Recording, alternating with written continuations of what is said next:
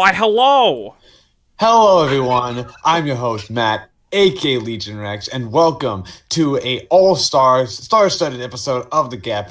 I am your host. With me, I have my co-host, Shane, aka the Bearded One. How are you doing today, Shane? I'm doing lovely today, Matt. And also, daily reminder that as much of a train wreck as that show ended up being, Darling has a bangin' OP. It really does. Because I went back and I was looking at my contenders for best OP of the year, and Darling's got a good one, man. As much as that show sucks near the end. Ooh, yeah. That OP is amazing. Jeff is a good one. Yeah, with us, we also have our other co-host, Spencer. How are you doing today, Spencer? I'm doing good. I'm actually on time to the podcast, so that's always a plus. That's always a positive. Spencer was the second one in, I'm pretty sure. No, he was the first one in, actually. Yep. Oh, shit. Yes, I was the first one in.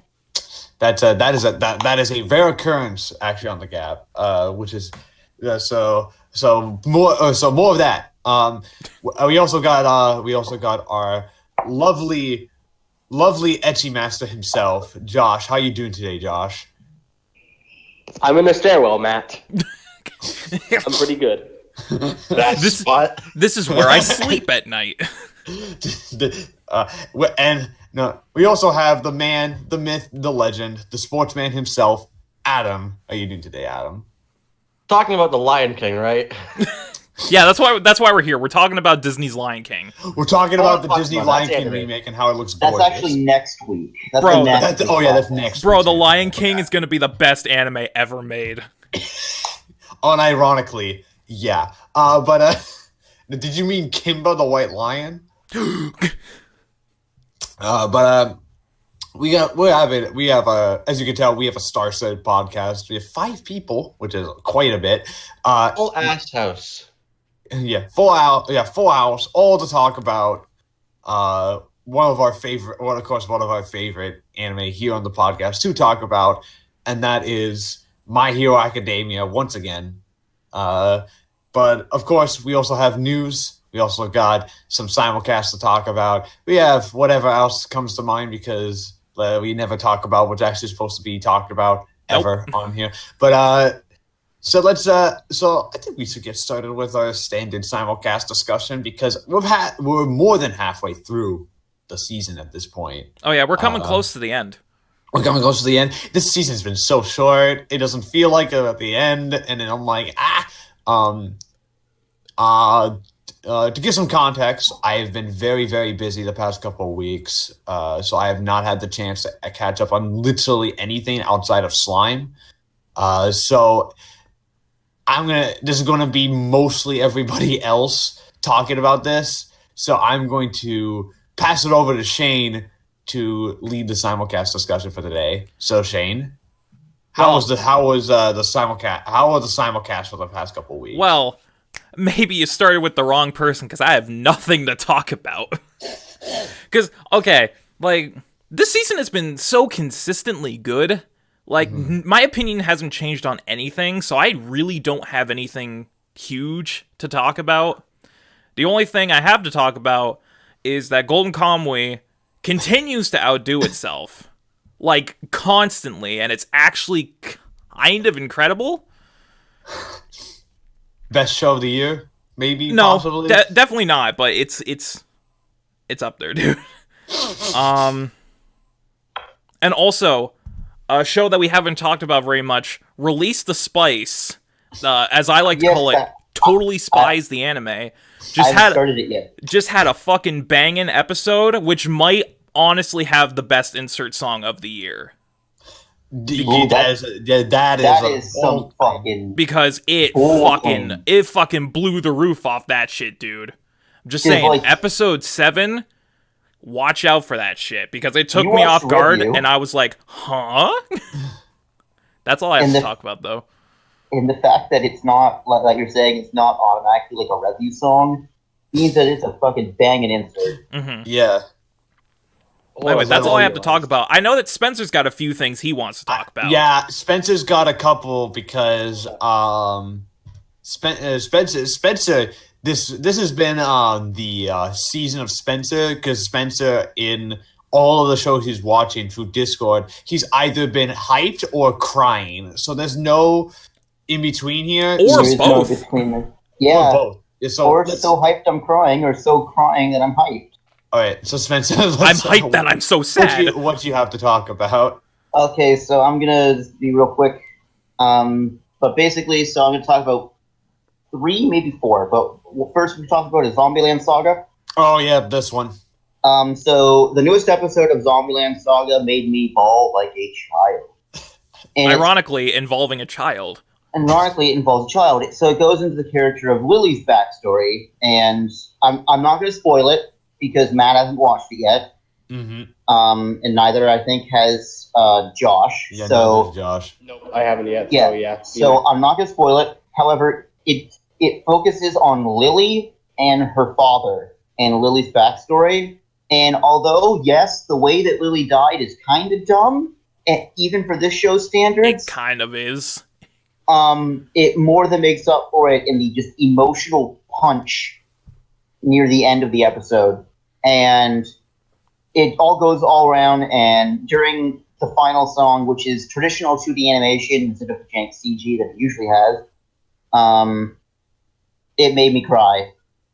Second anime I'm going to talk about that made me cry, Rascal Does Not Dream of Bunny Girl Senpai. This might Wait. be the best anime of the season. Just letting you know. I've been thinking about it. It's up probably there. the best anime of the season.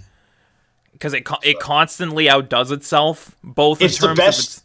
on Mal. It's the best ranked show of the year right now. So That's saying fucking something. Or- yeah, it or- just be placed further. It's in the top 100 now on the site. Or, so as I like to call it by its actual name, Oh, please, Oh. stop.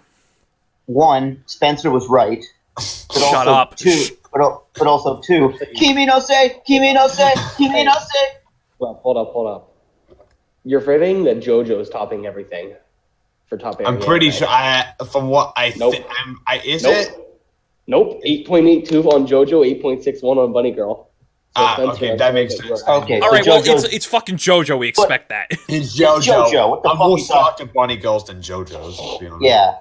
But, so, this last episode, episode 8, wrapped up the Ryo Futaba arc of the light novels, and wow, what an episode! This show continues to be expertly written and emotionally charged, and Azusagawa is arguably one of the greatest protags in a romance show because he's equal parts like a dickhead, but he also deeply cares about the people around him, and it Like- shows. Like, he's one of those guys who, like, he pretends to not give a shit, but he actually gives all the shits.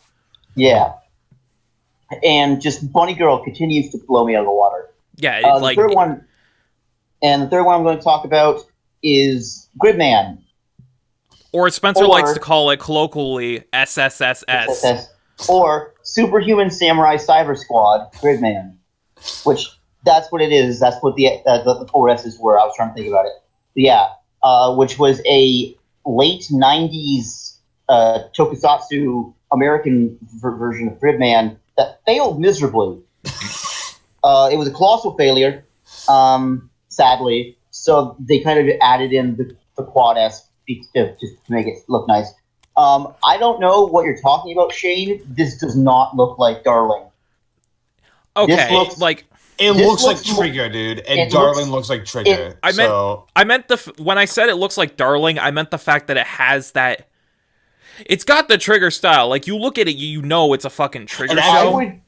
I would compare it more to say like Durin than anything like that. it doesn't look like good. Honestly, out of all no. the shows from Trigger, it looks like honestly, it reminds me most of Kisniver, actually. Which Yeah, I now think you is say that, better. yeah, I can see that. It looks a lot like Kisniver, which makes sense because it has the same like animation staff as Kisniver, except that Gridman is also like leagues better than Kisniver. So Oh, that's a good thing I haven't seen it. But yeah, I like the tokusatsu genre like a lot.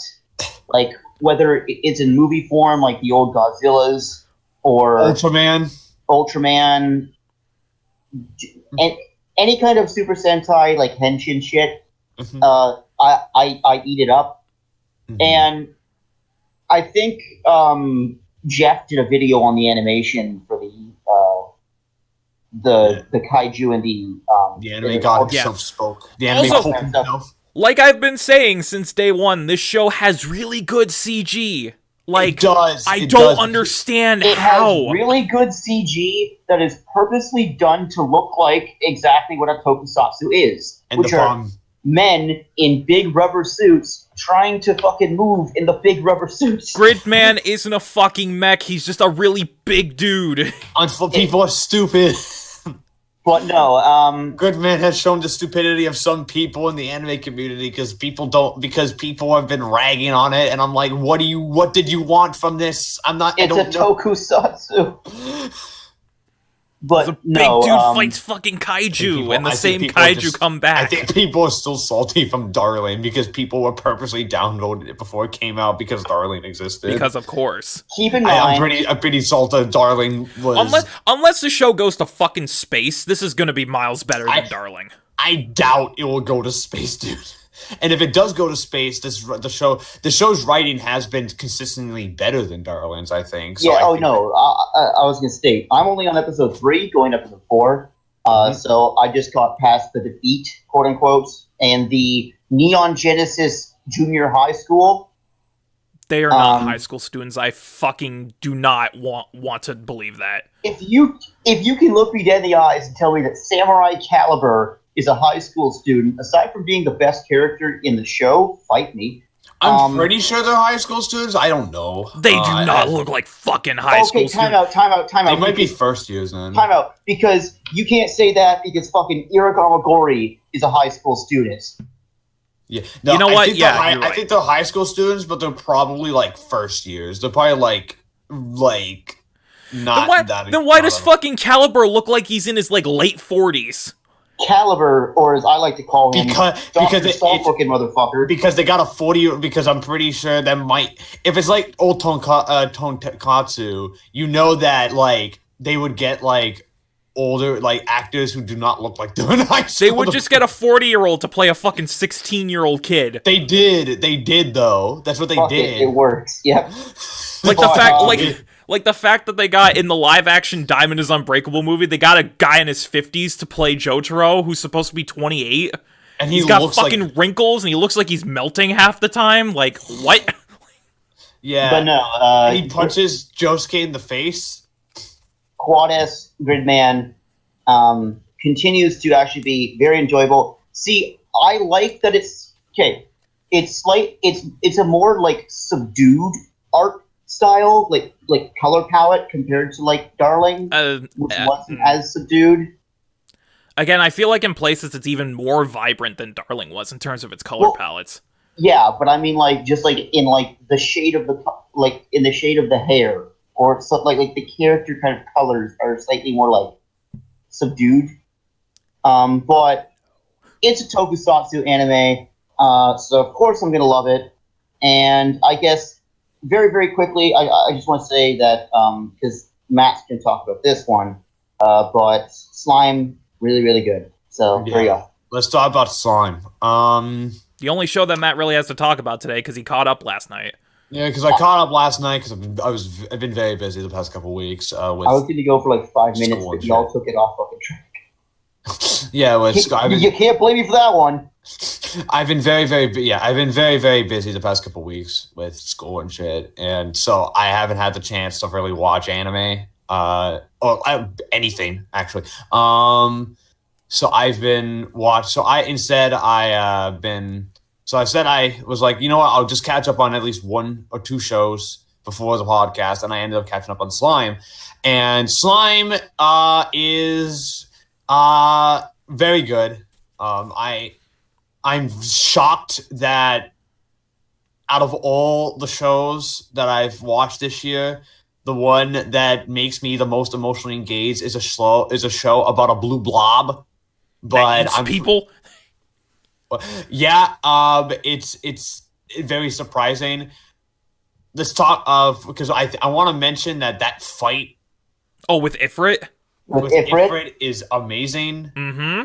even though it's not necessarily a fight, it's more just like Rimuru just kind of like he gets attacked with fire and he takes it because it does nothing to him. Yo, give me your fucking icicles. I'll shoot them back at him. I'll shoot them back at him. It's fucking great. Shizu, they did not need to do Shizu like that. That was dirty. That was dirty. What I find really interesting though is that Shizu was all over the marketing for this show. Yeah, because she's right there from the beginning. They make you assume that she's the hero that everyone's talking about. She's in the opening. She's all over like the posters, all the marketing material. She's there for like 3 episodes. She's there for the OP. She's there for 3 episodes. She's 3 episodes, and then she dies. However, the smart thing about it is that I get why she was all over the marketing, because she's actually really important. And and we finally get to see Rimuru's human form. After 8 episodes. Just Shizu. It's literally just Shizu, and once you realize it is Shizu, you rewatch the opening, you're like, holy shit, it is just Shizu. Yeah, like once you make that comparison, you can't unsee it. They look identical. It's identical. The show has been hinting at it in the OP since the beginning, but nobody saw it because we saw Shizu in the OP. It's very smart writing here. It's very smart, and it's like that thing in hindsight where you see it and you're like, holy shit. Now we've come to next week for Slime. We're going to be starting the second light novels. The second light novel. Now we're probably going to speed up the pacing a little bit because I'm surprised that they took this long just to adapt that one novel.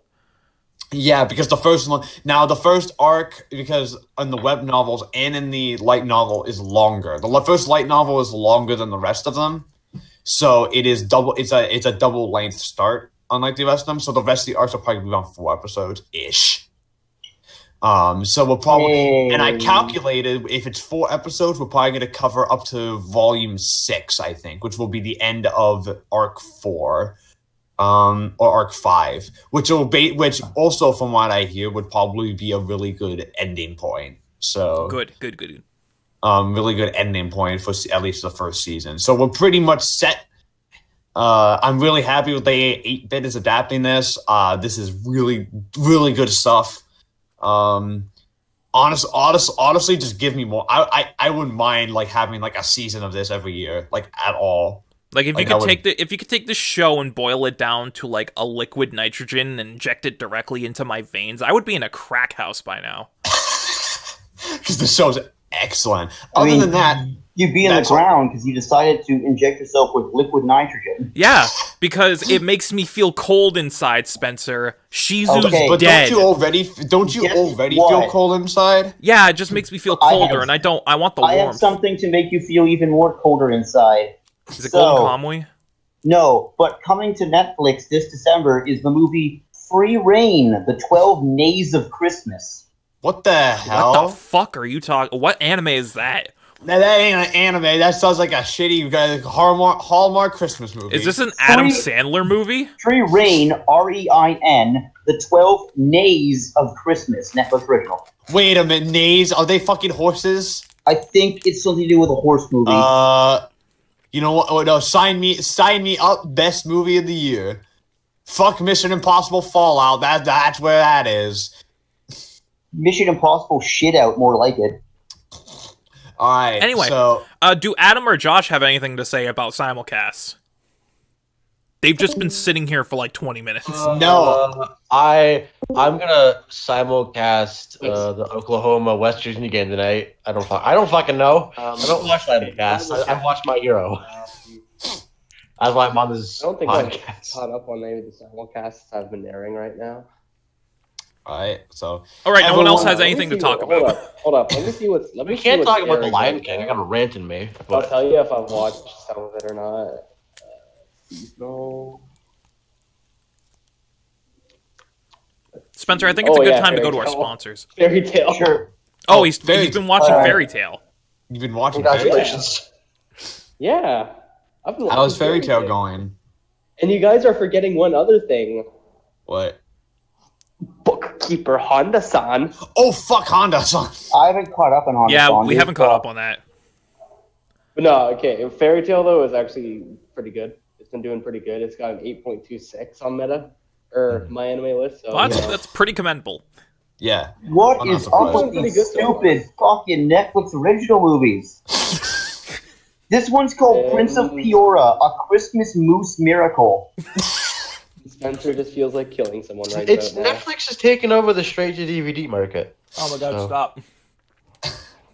A Christmas Moose Miracle, buddy. Can we go to news, Matt? Yeah, we're going to news. Yes. Fuck this. All right, so we got quite a bit of news actually, because anime New York happened the past week. So we have a couple pieces of big news. Honestly, nothing too big came out of anime New York, but there's a couple pieces that are going to be very good to know going past. Spencer. Oh god damn it! What now?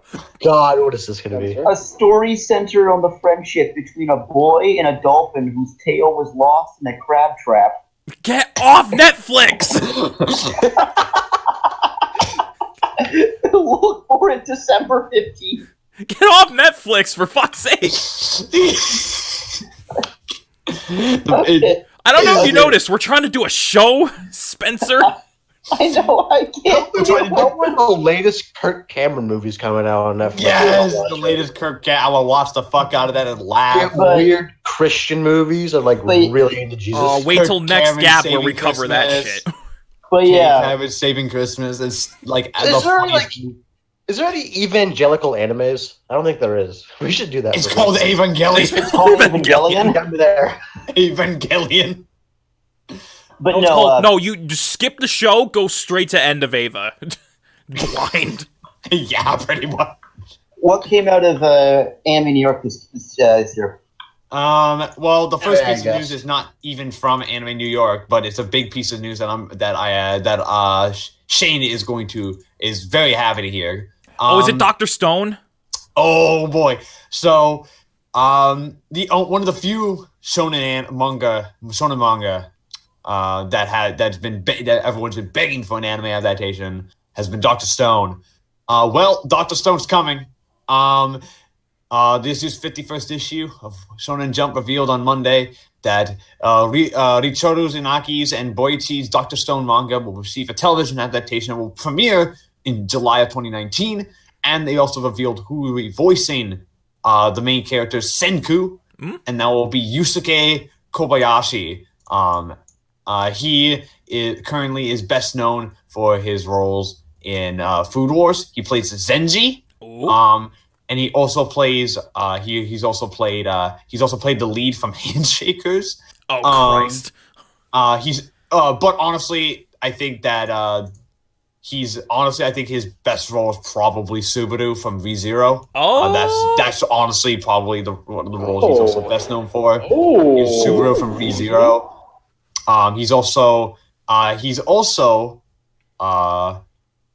He was also in Killing Bites. He played Shota. Oh, okay.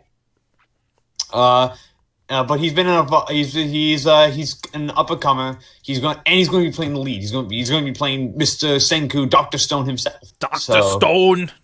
He's good. There is no word on who is going. No staff has been released yet. No studio. We don't know what studio is doing this. But considering the staff talent involved, I'm thinking might be JC.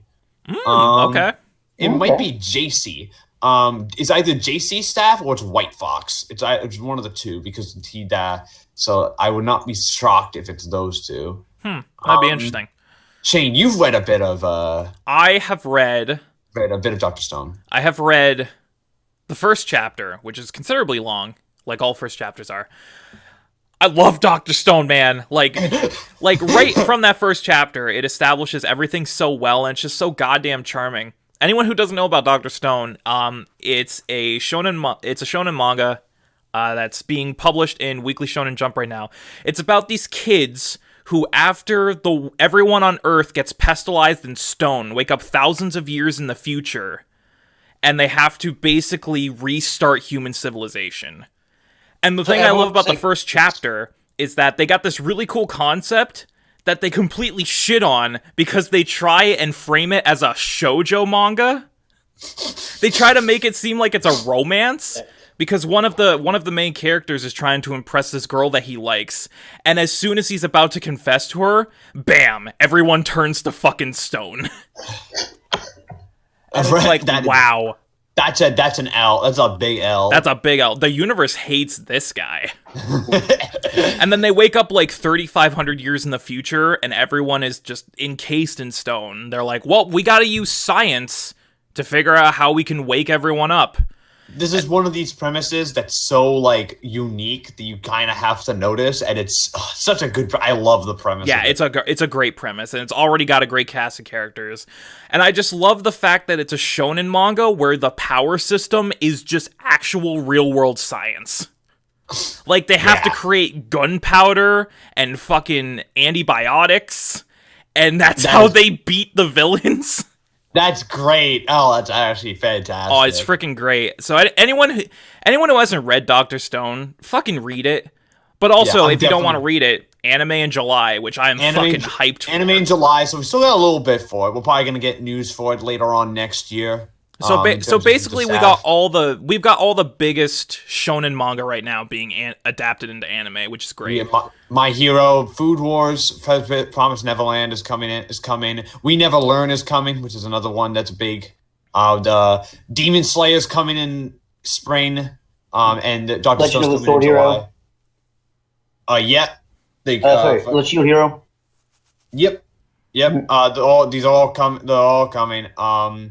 And that's not including possible, like, probably that's not including, like, more seasons for Haikyuu, Food Wars, and whatever not. So, so it is a good time to be a shonen fan right now, I'd say. With that, speaking of shonen, let's talk about Attack on Titan. Oh yes, that's a shonen. We all know that Attack on Titan is still going, but we all know that at some point Attack on Titan has to end. And we've known for a while that Attack on Titan, back in 2014, Isayama mentioned that the manga will end in about 3 years. It's been 4 years, and it's still not done. However, he may have just been off a little bit because Attack on Titan, in terms of his manga, has entered its final arc. And there was a program that was released on TBS back about earlier this week as we're recording this, that shows that's an interview with Hajime Isayama himself, and it also shows him working on the final chapter itself. So pretty much Attack on Titan's pretty much almost done. How many more years do you give it for Attack on Titan before it's completely done? I don't know. That's actually pretty crazy to hear.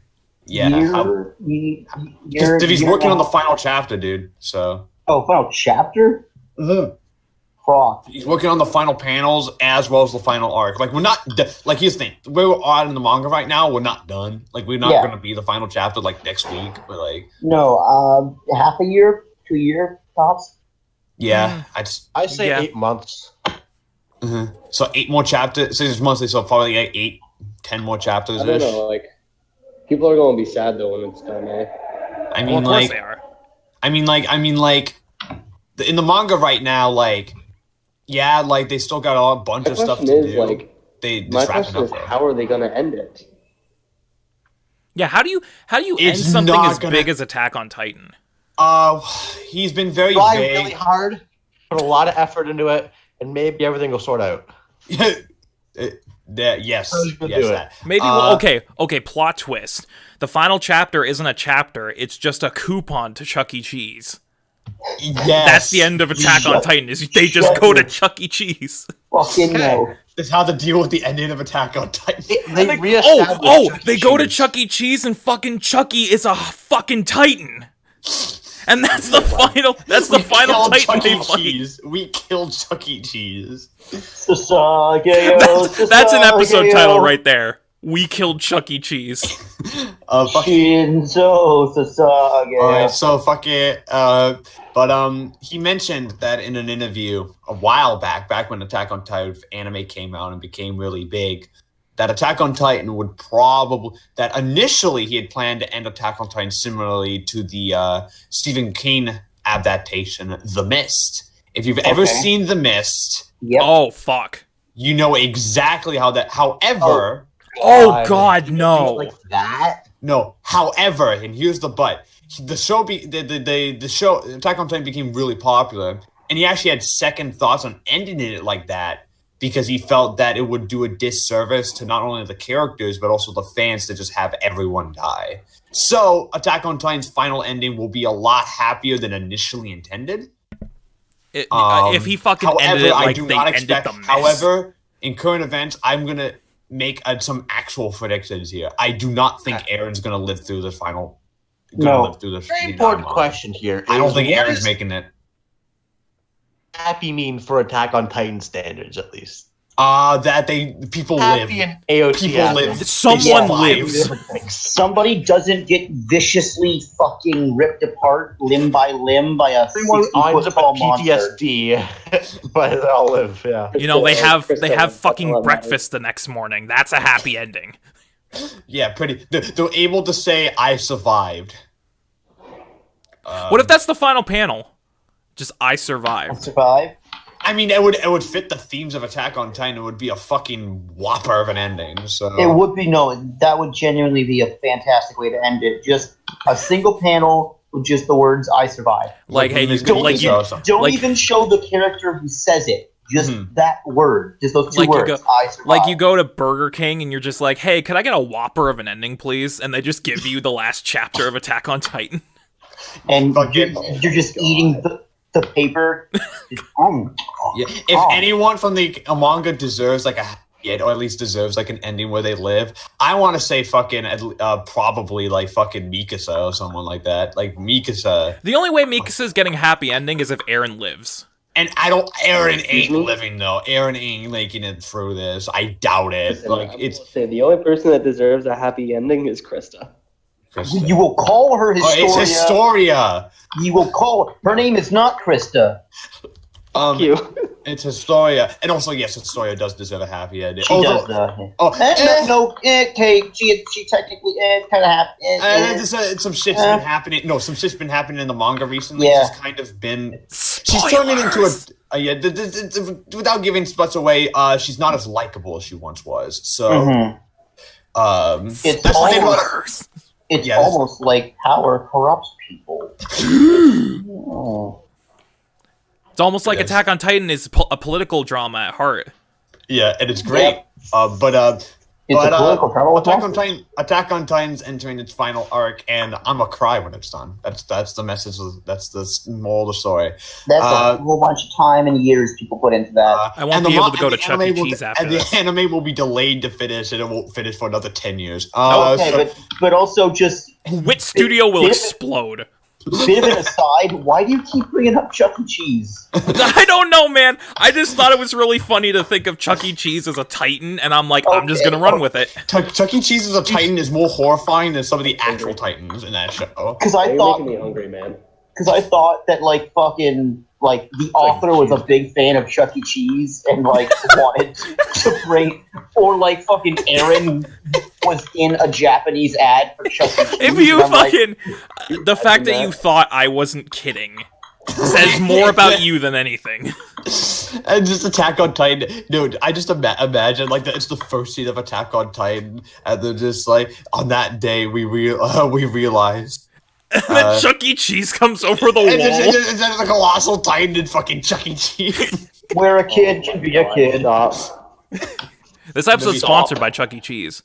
Imagine instead of seeing the colossal Titan hovering over you, you see just a big ass Chuck E. Cheese. How horrifying would that be? I'd be shitting myself. I'll be All like, animatronic. Battle turns into that fucking like weird duck thing. I'd be like, what do I do with all these tokens? And then I get stepped on. Yep. I just played skee-ball for 45 minutes and only got 10 tickets. Wah, wah. Speaking of Chuck E. Cheese, Gundam. What if Chucky was a Gundam? I can climb into a Chuck E. and fucking flying them around like a Gundam. Okay, move on, please. Let's go to like Castlevania or something like that. Something fun. Oh god. We're talking about Gundam. Gundam is fun. Gundam's fun. Go news, please. Josh, you've missed the Castlevania Chuck E. Cheese crossover. It's happening. Dracula's castle is just Chucky. It's just Chuck E.'s palace. Okay. I think we're just a bit off the rails. Like the here. fucking inverted castle in Symphony of the Night is just Chuck E. Cheese. Dracula's like, this is not my final form. He transforms. It's not like a bat. It's just Chuck E. Cheese. Okay. I also love how you keep on saying And it's not like the it's not like the animatronic one. It's like the shitty guy in a suit. It's not even the animatronic. It's just the score. Just the dude in the What do you suit. want me to call the animatronic? Do you want me to call him Charles E. Cheese No. Esquire? What's his name besides Chuck E. Cheese? Oh. Matt, news, please. Talk about Gundam, please. All right, Oh, God. all right. So Gundam. There's mechs coming. That's Gundam. That's the news. Next year's the 40th anniversary of Gundam. Since it's 2019, it will be 40 years since the original Gundam premiered, and because of that, Sunrise is obviously prepping a lot of new Gundam stuff coming to celebrate the fact that there's been 40 years of this crap, and so next year in 2019 we are going to get 5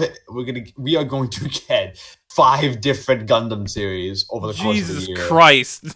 We're getting so much. We're getting a movie trilogy based on Hathaway's Flash, which is a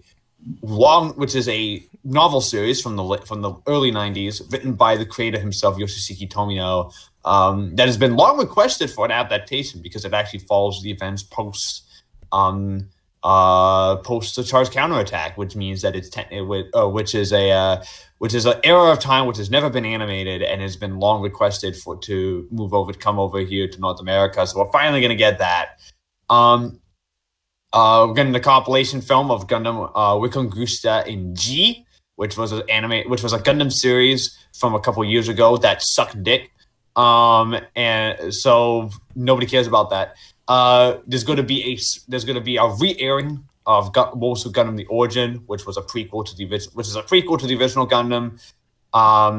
It was originally a series of movies that is going to be reorganized into a 13-episode anime, similar to what they did to Gundam Unicorn. If you haven't seen Gundam: The Origin, which I highly recommend you do, go check that out. If you've seen the original Gundam, it's definitely one to watch because it's about Char and Sayla, so it's about them. So if you're a fan of the OG Gundam, you're definitely going to enjoy also Gundam: The Origin. There's a new Gundam Build series coming next year, and there's also a new SD Gundam series coming next year. My big thing about this is that I'm more just worried about the fact that every time we're going to pull up my anime list for what's coming for the new season, we're going to just see fucking Gundam just appear every single season, apparently. So Gundam is the new isekai. Gundam is going to become the Marvel movies of anime. it's pretty much already the Marvel movies of anime. So, and I'm looking in podcast chat right now, and I don't know how to feel about that. 1 second. Oh Matt, god, no. 1 second. Oh god, no. I need to pull this up. Was that what you were talking about? Oh my god. What?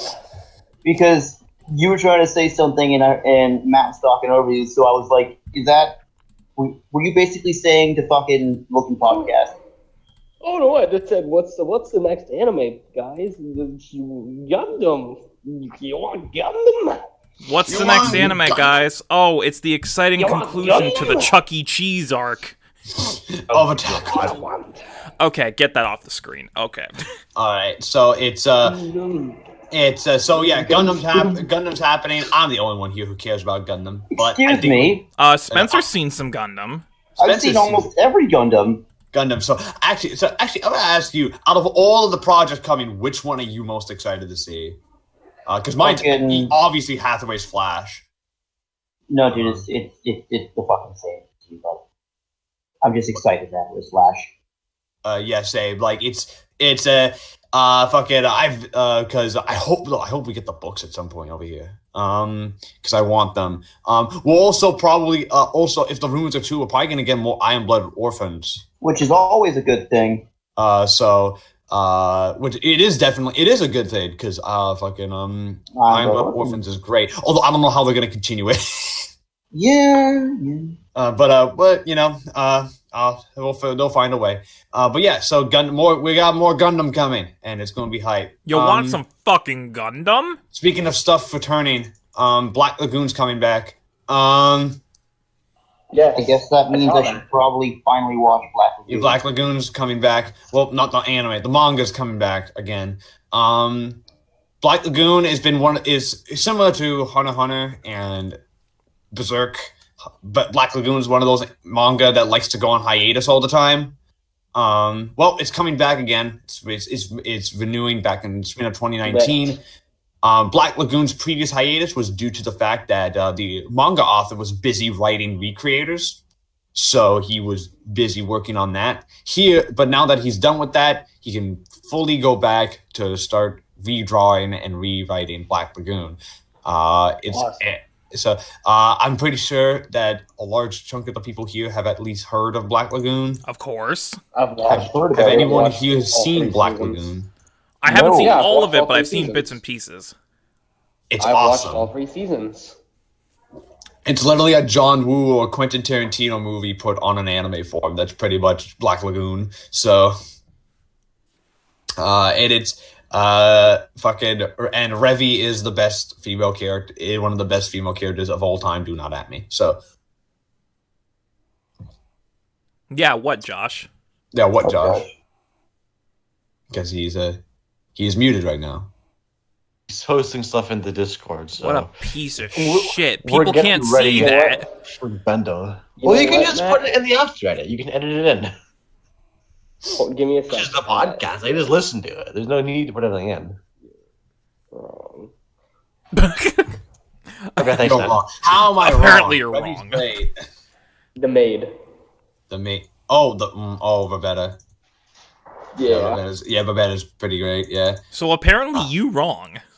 I'm wrong. Apparently. All right. There's plot twist. I'm wrong. No, you're not wrong. Yes, stupid. Yes, you're stupid. You're stupid. You're stupid. The fucking Black Lagoon is coming back, and I'm very, very happy. All right, so our next piece of news is more just what the fuck Japan news. Tell me. Because it has something to do with Dragon Ball, and it's one of those newses that will only happen in Japan because it's the most Japanese thing you have ever. So y'all know that you all know what Dragon Ball Heroes is, right? Oh, this shit. It's Dragon Ball Heroes. Well, you know that it has an arcade game, right? Mm-hmm. It's very popular in Japanese arcades. It's very popular. Well, 2 people got arrested because they were trying to steal from the game. Huh? Explain. Akita and Kyoto Prefecture police arrested 2 separate suspects on Tuesday, both on suspicion of illegally reproducing cards for the Dragon Ball Heroes arcade game. Oh my fucking god, no. The suspect in Akita is a 19-year-old male who had supposedly sold more than 1,000 of these things. Oh my god. For example, authorities allege that the suspect sold 8 cards to an internet auction for about 6,900 yen, which is $61, to 2 male Akita residents in their 30s in January. The suspect in Kyoto is a 38-year-old unemployed male who allegedly made 1.2 million yen, which was around $10,000 in counterfeit sales from July 2015 this year. For example, he purposely sold 7 Dragon Ball Heroes cards to 3 17 high school male students. Oh my to earn around $19 or 2,200 yen. Police searches home to seize a stash of counterfeit cards and manufacturing equipment. The suspect stated his arrest was that he was aware it was a crime, but he didn't care because he made money. I know I'm doing something wrong, but fuck it. I'm making money. Fuck it. Dude, okay, I'm just gonna say this right now. If you're so desperate that you're counterfeiting Dragon Ball Heroes cards, the only thing I could think of while you were reading that story was that fucking the fucking Michael Jordan ad, like, stop it, get some help.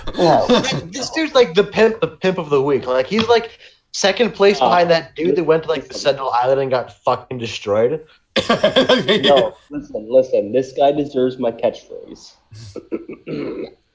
You stupid. Yeah, stupid. I just wanted to share this because one, I think the guy's statement is funny. Is that he didn't care? I know I'm doing something bad, but fuck it, I was making money. I'm making fucking money, dude. Dragon Ball Heroes is fucking lucrative. Yeah, it's lucrative, and also this would only happen in Japan. No, this There's shit would no only other happen in country Japan. that this would happen. No one in the West would do this shit. No. Ever. Only Japan. No one is that desperate for Dragon Ball Heroes cards. Like, stop it. Get some help, you fucking weeb. You're stupid. You stupid. And this is not the first time this has happened. Apparently, My fucking god.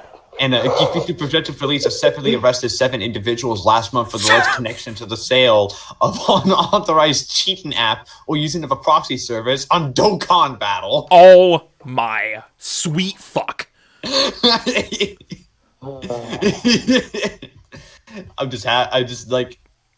Just hearing news like this puts a fucking smile on my face because I'm just like, Hearing news like this drains me of any faith I have left for the human race.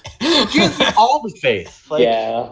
Police out here hustling with Dragon Ball cards. Like, If you okay, can't hustle with Dragon Ball cards, I you get- can't hustle at all. I get Heroes, because Heroes is huge over there. It's like a staple of Japanese arcades. But fucking Dokkan Battle? Like, the gacha game. come on. Listen, in grade school, people used to run hustles for fucking hockey cards. It's true. There was a black at my school. There was a fucking black market for Beyblades, and I'm not kidding either. So like, that's a story for another time. On the next episode of the G.A.P podcast, when we cover Beyblade Metal Fusion. We're talking about Bakugan Battle Brawlers. Boy. Let's go. So the moral of the story is counterfeit Dragon Ball Heroes cards because you can actually make a lot of money apparently. Or the moral of the story is get a fucking job. One of these guys was like 38 and was unemployed. He was a NEET. But he had the manufacturing equipment to make it, which means that he had the time and the effort to put into that, which means that if he wanted to get a job, he could have gotten a job. Where did he get the manufacturing equipment? Like, you can't tell me he just had that sitting in his fucking apartment. Like, no. He either bought it, he stole it, or he got it from somebody. It's a one of three things, and I'm pretty sure it's Japan. not. Japan, you stupid. We have one more piece of news, and it's probably the biggest piece of news of the week. Because when it was announced, it blew up social media. And that is the critically acclaimed and highly popular romance manga Fruits Basket is getting another anime adaptation. It's coming back. It's getting the Brotherhood treatment. It will cover the entire manga. And Funimation has already snagged it. It has already snagged it. It will stream on Funimation now, both sub and dub. And it will air sometime next year, more than likely, probably the summer or the fall. And there have been 2 visuals that have been revealed, one with the human cast and one with the cast as animals. Because if you know the plot of Fruits Basket, you know that it's pretty a simple idea.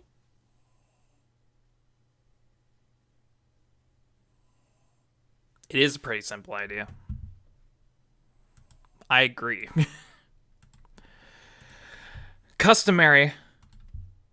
for Discord to crash in the middle of an episode. We're just gonna bring it up again real quick. Don't worry about it. It's gonna be fine. You know, I'm gonna bring up today's sponsors. While we're waiting for this. Today's sponsor is... Oh, okay, cool. Today's sponsor is brought to you by Shibuya Square. We're fucking... that is the premise of the show. That is the complete premise. Yeah, it's 4 kids go to Shibuya Square to become animals. Yeah, it is a classic of like shoujo manga. And it's generally regarded as like one of the best like romance manga possibly ever made. So had an anime adaptation all the way back in 2001, which was also equally as acclaimed, but it did not cover the entirety of the manga, and it changed a bunch of stuff, and it was basically kind of like the FMA 03 of this. Mm-hmm. This is going to be the Brotherhood version of it. This is going to adapt the manga as is the entire manga. Like, if you're a fan of Fruits Basket, you don't need us to tell you what it's about. You already know, but get hype. Yeah, this is already know. I have not seen. This is one of those anime that like I should watch, but I haven't yet. No, yeah. This is definitely. However, since the 2019 anime is coming, I'm probably actually going to go back and just watch the old one just to prep myself, because I've heard nothing but good things about it, and I've heard nothing but good things about this might be, if this is as good as the manga as people say it is, this is probably going to be one of the best anime of next year. Not the best. It's weird to think that in 2018 going into 2019 that the Brotherhood treatment can still happen. Yeah. Like, I mean, and that's good. Fruits Basket wrapped up like almost a decade ago, so like there's only been a handful of shows that have gotten that kind of treatment before. So mm-hmm. The fact that can still happen with other shows, even in this day and age, that's good to know. That studios are willing to take the risk and do stuff like that. Yeah. See, I hope Soul Eater gets a Brotherhood treatment. Same. No.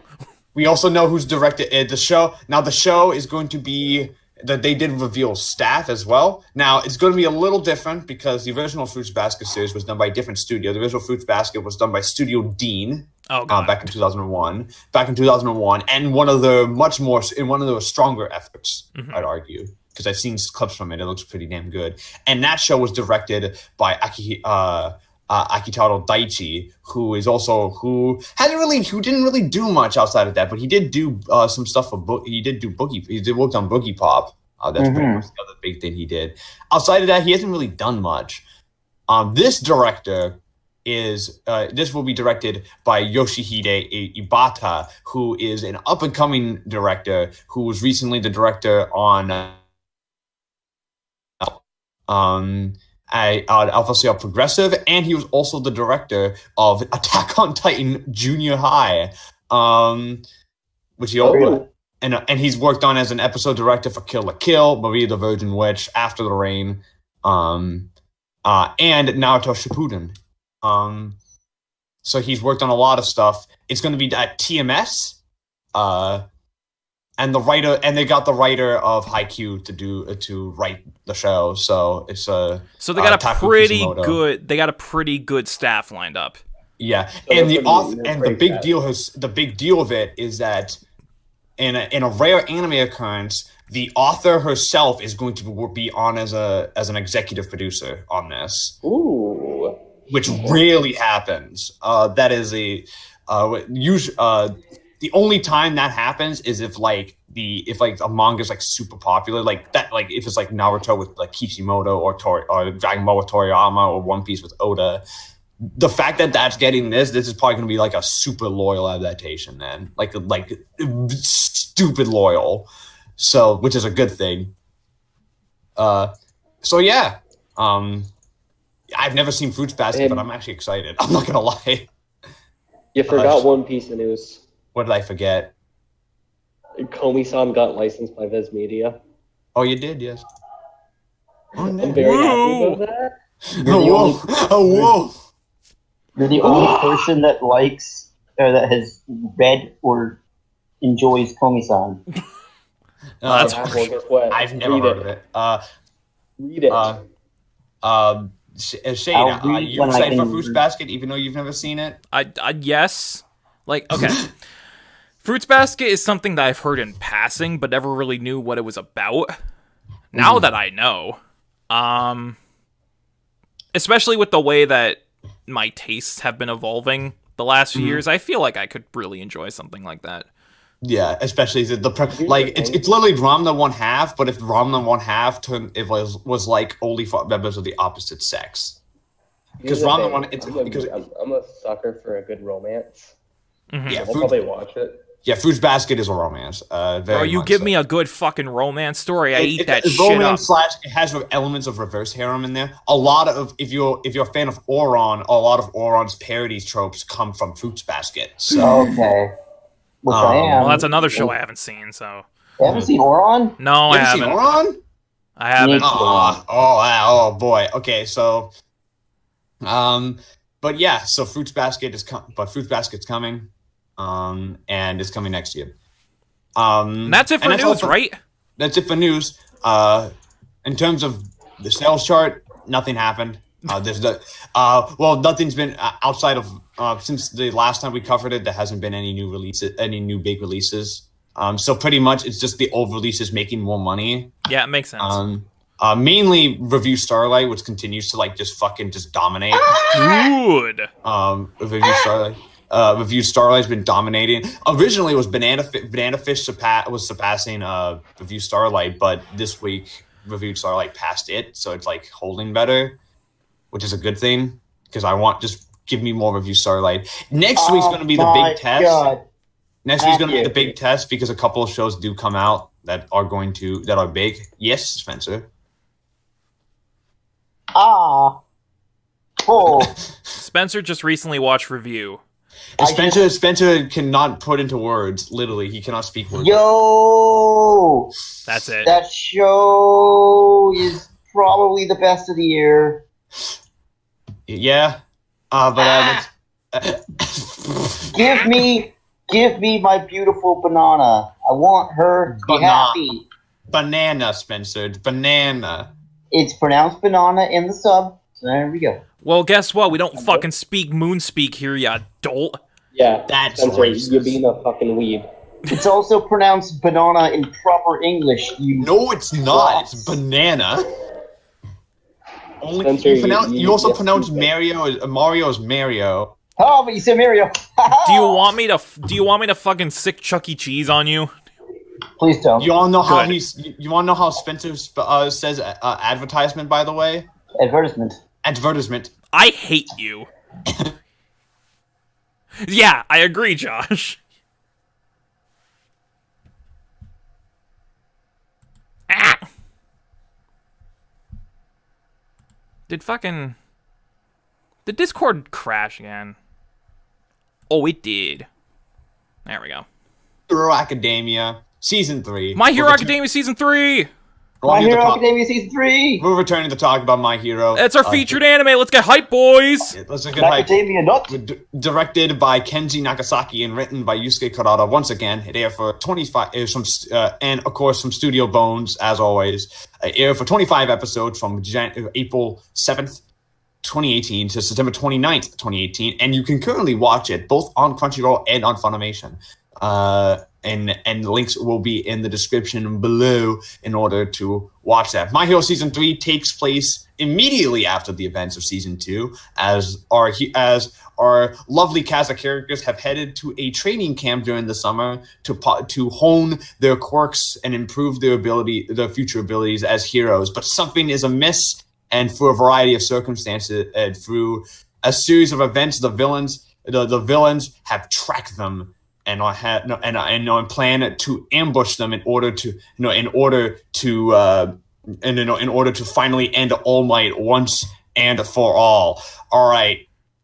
So let's talk about Season 3, and the age-old question is, which is better, Season 2 or Season 3? That is the question that we will be asking for years to come, Matt, because I honestly don't know. That is a question. Let's go through all one by one. Let's start with Adam. Adam. Let's start with the sports boy. What did you think of My Hero Season 3? I'm a sportsman, so Season 2 technically had the sports festival. But were there really any sports? Yeah, I mean, honestly, accounting for and fights and all that stuff. But like it's like picking,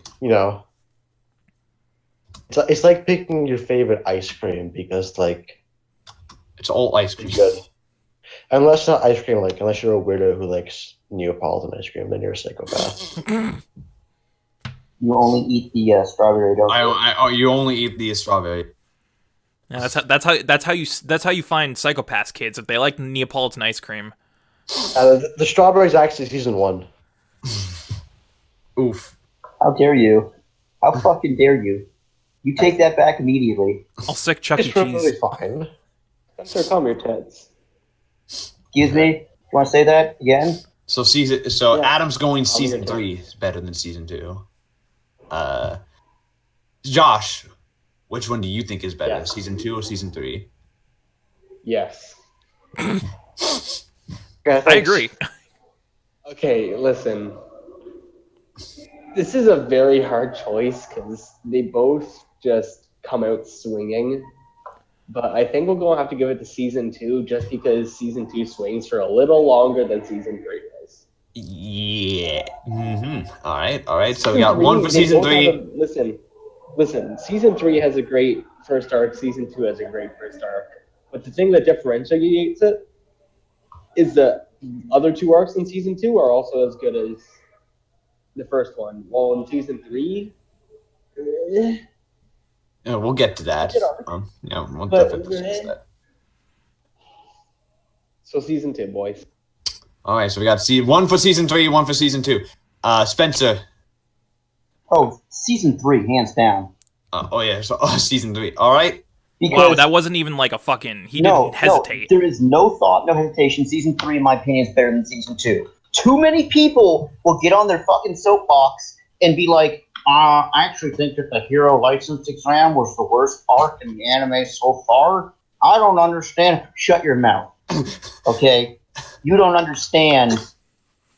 You didn't feel it in your bones. You're not a man of such high class as myself. See, we in the business, we call that the good shit. Okay? We call that the premier coffee because when I drink it, I like to taste it. That's industry terms right there. The good shit. The good shit. Okay? Season 2 is like what? Will you be letting Spencer use industry terms since he likes idols?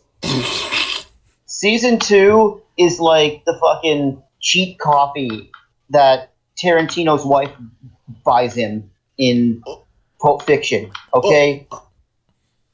Yeah, it tastes like coffee, but it says coffee on the tin, and that's what you get.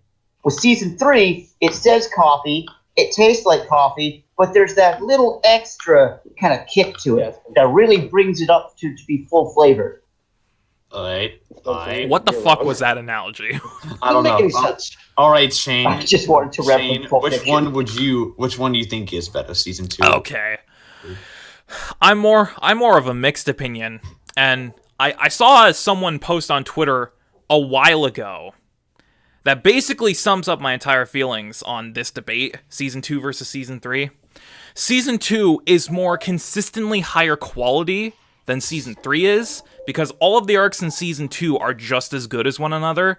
However, Season 3 is front-loaded with arguably the best arcs in the entire series, where, yes, it does slow down with the license exam in the second half, but then it picks up again near the end. So, like, I'm very torn on which I like better. I actually got something that perfectly sums up how I feel. What is it? Shane, I got something that perfectly sums this up. Check in podcast. Oh, god damn it. Wrong one. Stop posting that. Boy, stop with the boy. Posting that fucking picture. Stop with the boy hand. No. This is how I feel. You know what? I agree. Okay, here's the thing. I actually can't pick, so I'm gonna say it's a tie. I can't pick one over the other because they both have their strengths and weaknesses, and I love them both dearly. I can't pick between my children, so I'm a tie. I'm a tie. I'm gonna. Shane knows my answer. It's easily season 2. I have a couple big issues with the way the license exam plays out, on both paper and anime form. I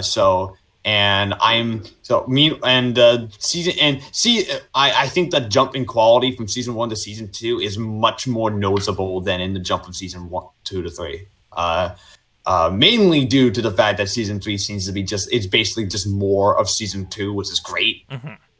But season 2 for me is more of like, season 2 has more consistently amazing arcs, while season 3 has it's got the raid, and it's got the end of season 3. But there is that section in the middle where it just kind of so you have to take what you can kind of get. That being said, I still love it. So it's kind of like what do you do?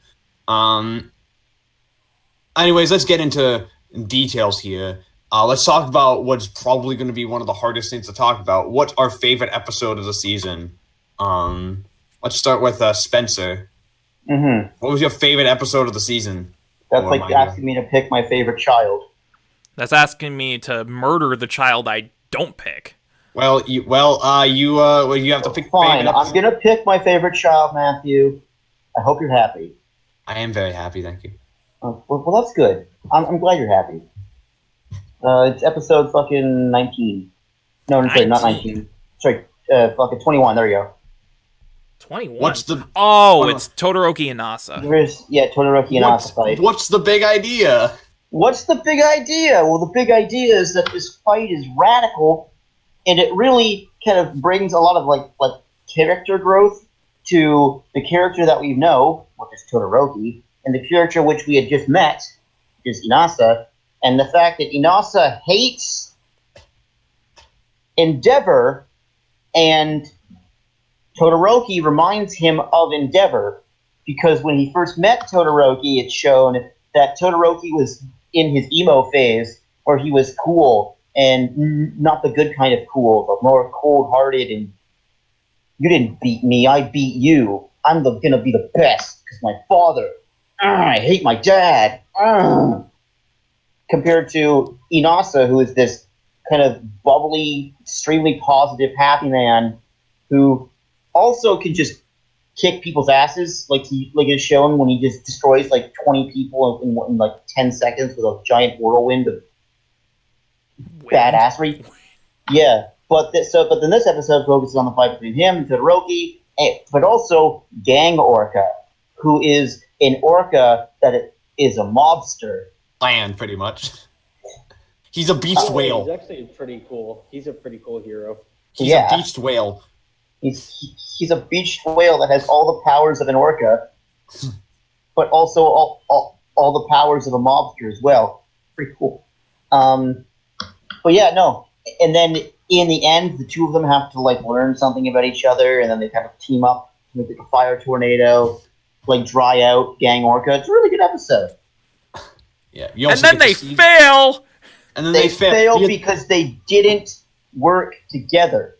You also get to see it also ends on probably the most frustrating cliffhanger of the entire series, when it's like, did I pass? And then it cuts the credits, and it's like, come on. For anime only watchers, having to wait 7 days to be like, did Deku pass? I wonder if Deku passed. Let's see. Does Horikoshi like Deku? Does he like Deku right now? Because he does. There we go. Adam, what was your favorite episode of season 3? There's a lot of good stuff here, but idiot. And I like it when two things smash together really hard. So that's why I like episode 11 the most. One for all. I'll be back in a minute. Spencer's taking my spotlight, but I'm taking it back. Yeah, I'm. Marco.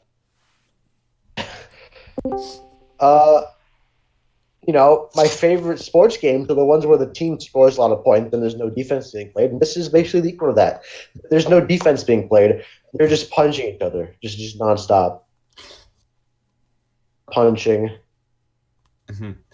That is a very simple take on that episode. Oh, Josh, No, I'm right though. You know I'm 100% accurate. Oh yeah, you are. It's just two dudes going like fucking all out. It's like, have you seen that? It's like a Strike Force or a Pride fight where it's Don Fry versus some Japanese guy, and they have each other like they're grabbing each other's heads and they're just fucking pummeling each other. It's like that, except in anime form. It's like that, except one guy's got a really big arm, and the other guy's like in like a mask.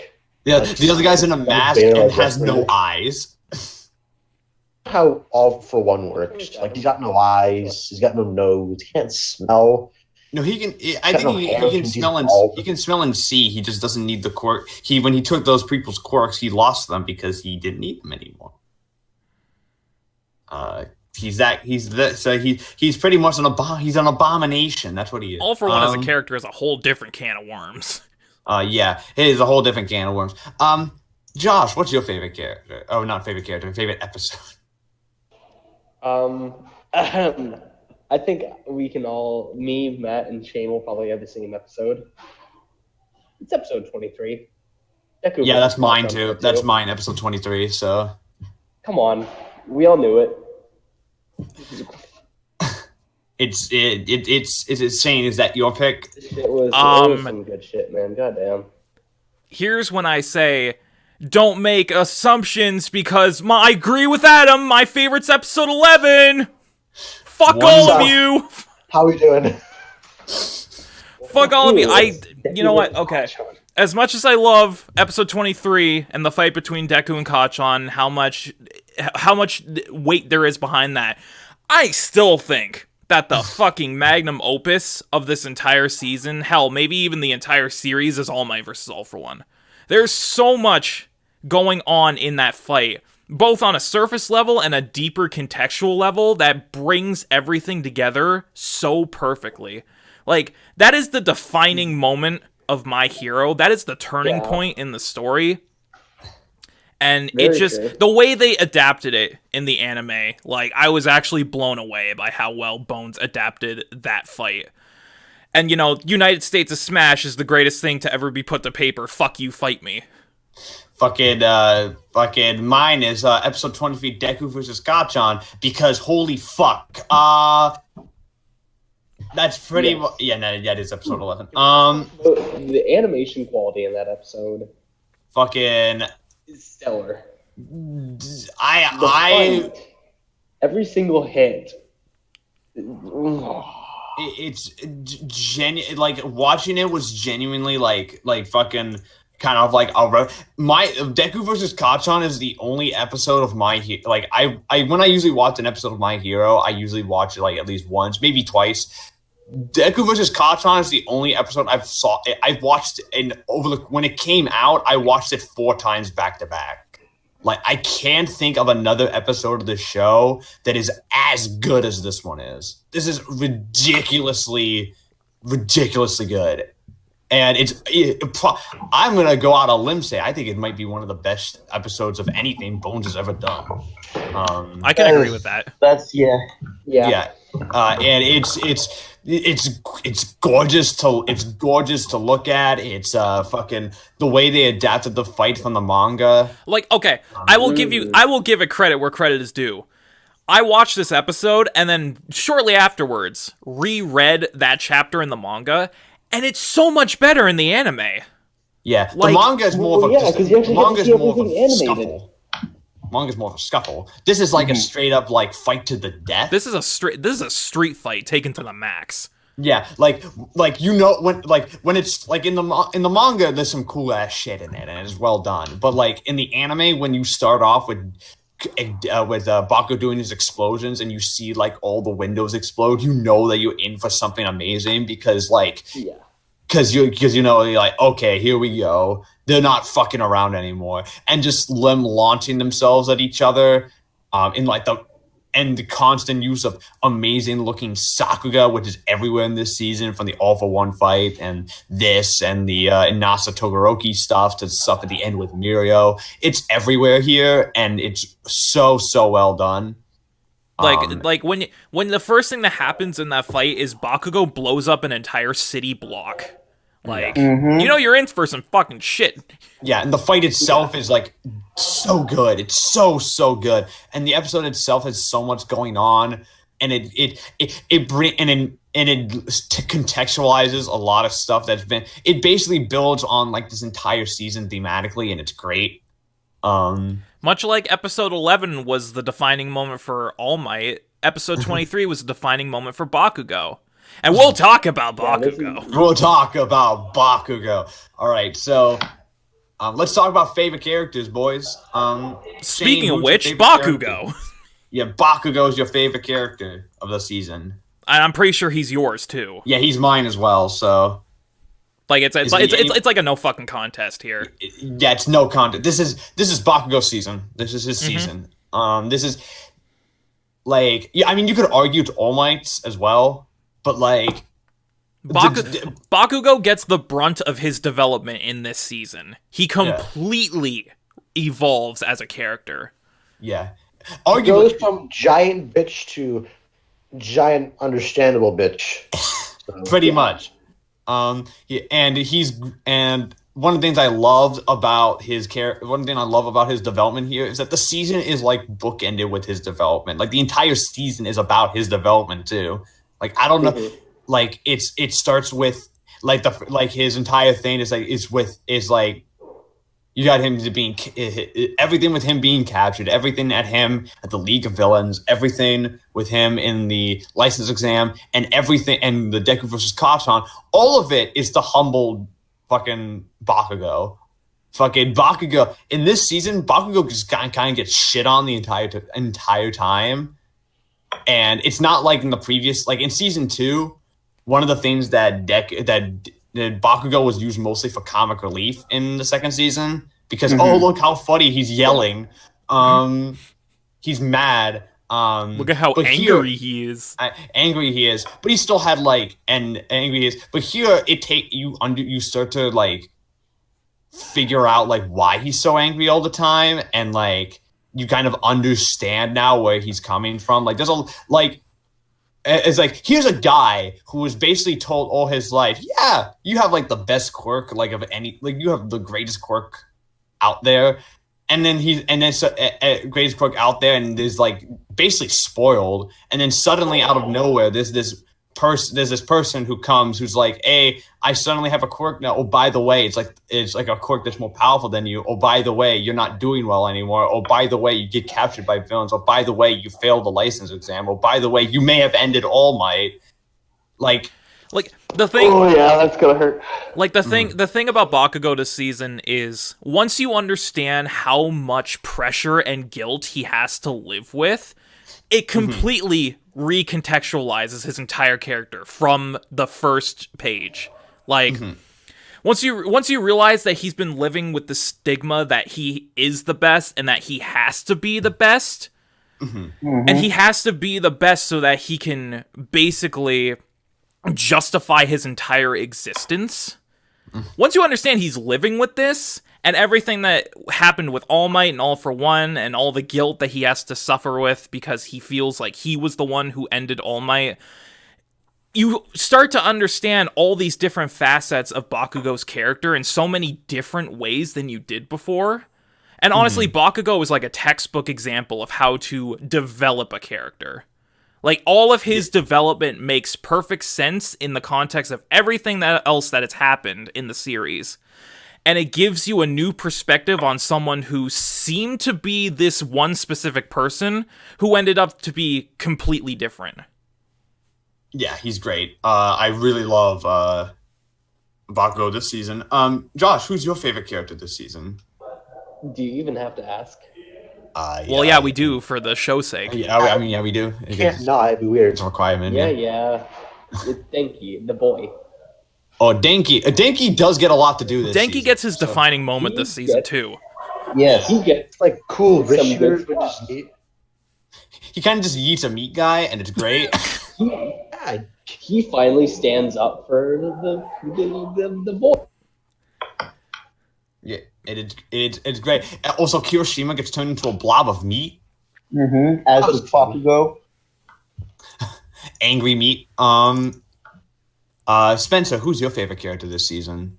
Isn't it obvious? Oh, it's not. No, it's not.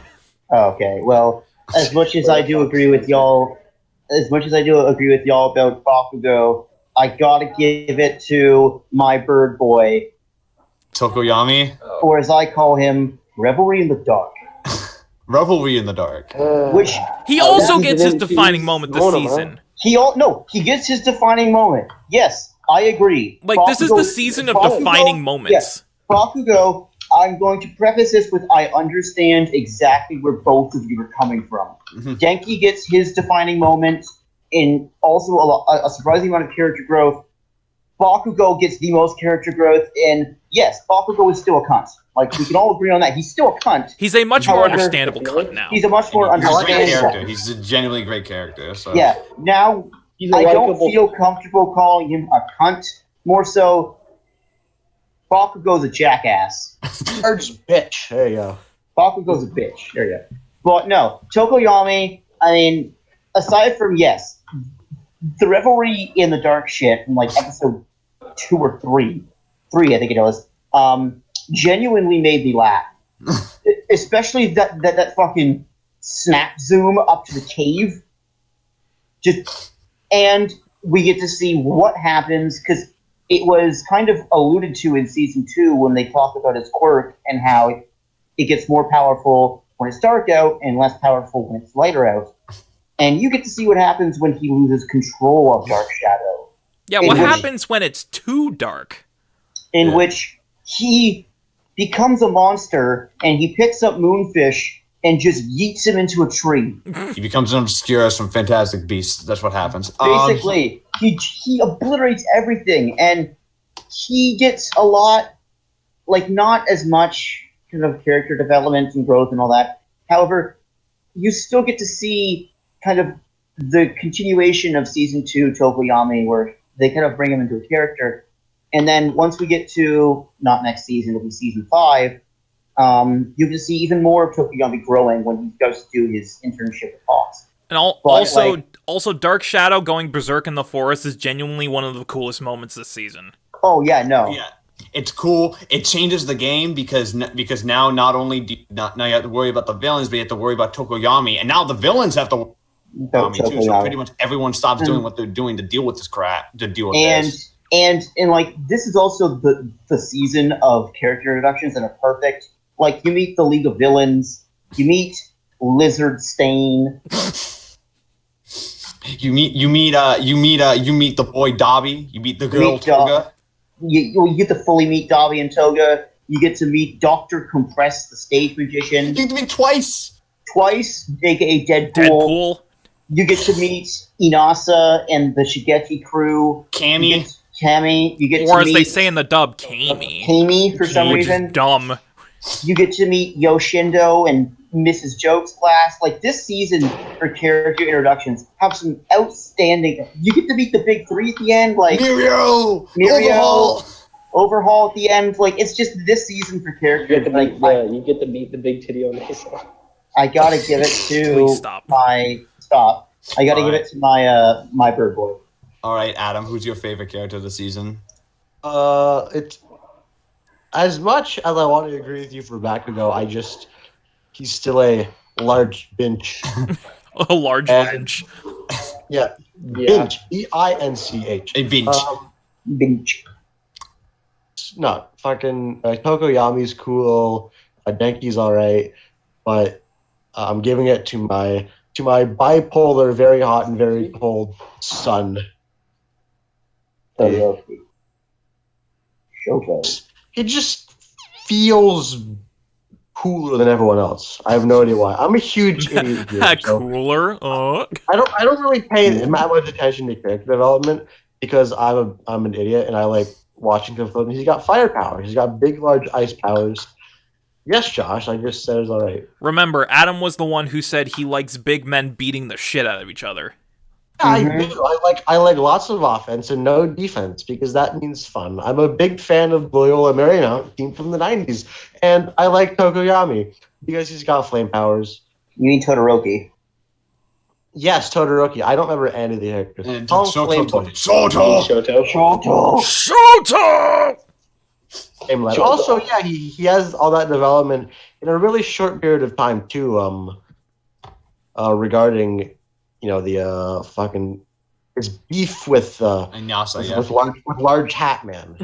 large hat man. With Yeah. dude who has a tendency to pile drive himself into the ground. Inasa, yeah. He was sorry. What can I say? He's very sorry. Yeah, he's very Josh, sorry. shut up. Josh, that's the most wrong you have ever been in your entire Denki life. could be Totoro. Oh, no. Damn, You see what he did to lie. Zero? And arguably, Zero could control his powers better than Denki. That take was so hot, I think I actually got burned by that. Ouch. The posted on Twitter. Posted on Twitter. Where's my aloe vera? You get fucking roasted. Fucking. Alright, so.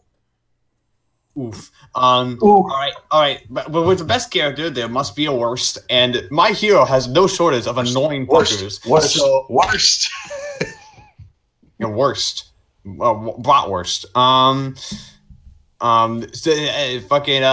My hero has no shortage of annoying motherfuckers. So let's start with Spencer, because I'm pretty sure that's Spencer's takes on who's the worst character are always very controversial here on the G.A.P. So let's start with Spencer. Spencer, who's the worst character this particular season? So Who could you not stand? I could say Mineta, because I can always not stand Mineta, but Mineta didn't do a lot this season. Yeah, he wasn't really in it. So I'm not going to say Mineta. I could go against my ethics and just ruin people's day and say Monima, but Monima also wasn't in this season, and also I love Monima. So I'm going to go with, I don't even remember his fucking name, but that dumb cunt who turned people into meatballs. What the fuck is his name? I've got it right here because he's Seiji. also my least Seiji. favorite. Seiji Shishikura. Seiji Shishikura is not only a Bakugo type cunt. If this was Darling in the Franks, he would be a Bakugo class cunt. But who thinks he's better than everybody else because he goes to a fantasy school. But his quirk is dumb, and he gets O-code by Denki in one shot. So, Okay, congratulations, you talk shit. How much of a bitch you have to get knocked out by Denki? Yeah, that's my least favorite character too. He's a O-code bitch. to get O-code by Denki, Okay, so here's my deal with Seiji, why he's my least favorite character. He's easily the least interesting of the Shiketsu crew. Easily. He doesn't do anything. He turns Kirishima and Bakugo into meat for 5 minutes, sits there and fucking drowns himself in his bravado, and then Denki's like, yeah, cool, hey, I got this new pointer thing, bam, you're dead. That's it. And he never comes back. That's it. That's all he does. What is the point of this guy? This guy was to give Denki some development. That's literally his only purpose, is to give Denki his big moment. He serves no other purpose as a character, and that's why he's the worst. And then he complains that he lost. Yeah, afterwards. because he's a tiny bitch who turns people into meat. But fuck you. That also, however, was the only good part, was when he's like, fuck you, I lost, and the hair guy is like, shut the fuck up, you dumb pile cunt. drives him into the pit. Yeah, the hair guy's great, by the way. I forget his name. The hair guy is great. No, but Seiji is pointless. No, but Seiji is pointless. Even though the only good thing about him is that he's got a cool design. Other than that, he's got nothing going for him. Yeah, his design's kind of cool. Also, those characters are those fucking ninjas that show up for 2 seconds and then get bodied by Todoroki. Yeah, they turn nuts into giant nuts. Ooh. The obvious filler characters are filler. His name, by the way, Matt, is Nakamasa Mora. I Nakamasa. So okay. Mora. More, Yeah. more. And then there's Tammy and one guy who we don't know. All right. Josh, who's your least favorite character? You know what, Spencer? What? I won't do this to you. I was going I to say mean- Monoma. You can say Monoma. Hey, Monoma, you But coward. I'm going to agree with you with Meat Boy. Yeah. He's pointless. Yeah, Seiji. Yeah, Seiji's fucking pointless, and he sucks. I kind of like Jeez. him. You know what? I kind of like him though, just because he gives Denki more screen time. True. All right, Adam, who's your least favorite character? Y'all talking shit about my meaty lad Seiji. He has 1 point, and that's to make Deku look good. He's like the jobber that you send in You mean against Denki. Brock Lesnar. Yeah. Yeah, Denki. I don't want to call him. Okay, Electro Boy. There you go. There you go. I don't know any of the names here. I last watched this show like 3 weeks ago, and I've had like 18 assignments in school, so I'm just dead.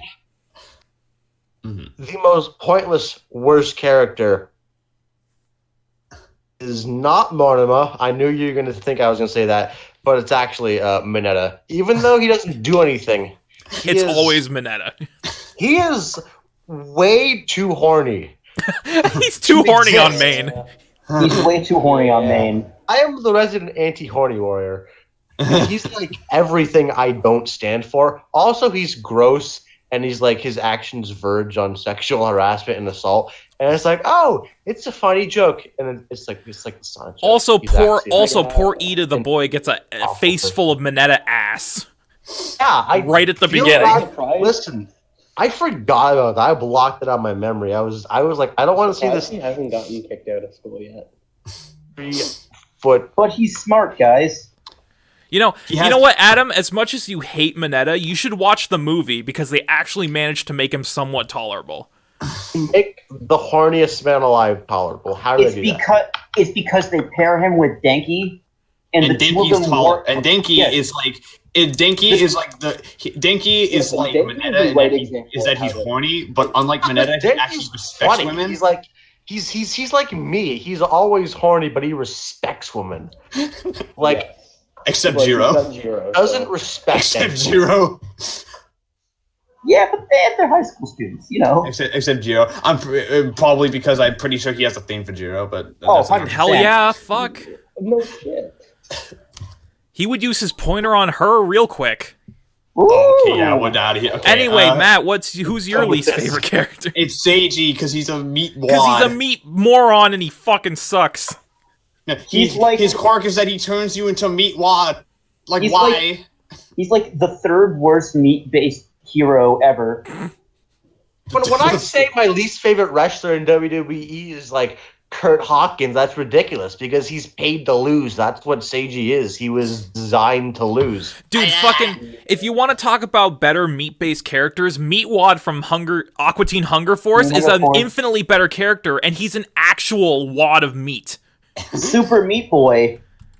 The boy without skin is infinitely better than Seiji Shishikura.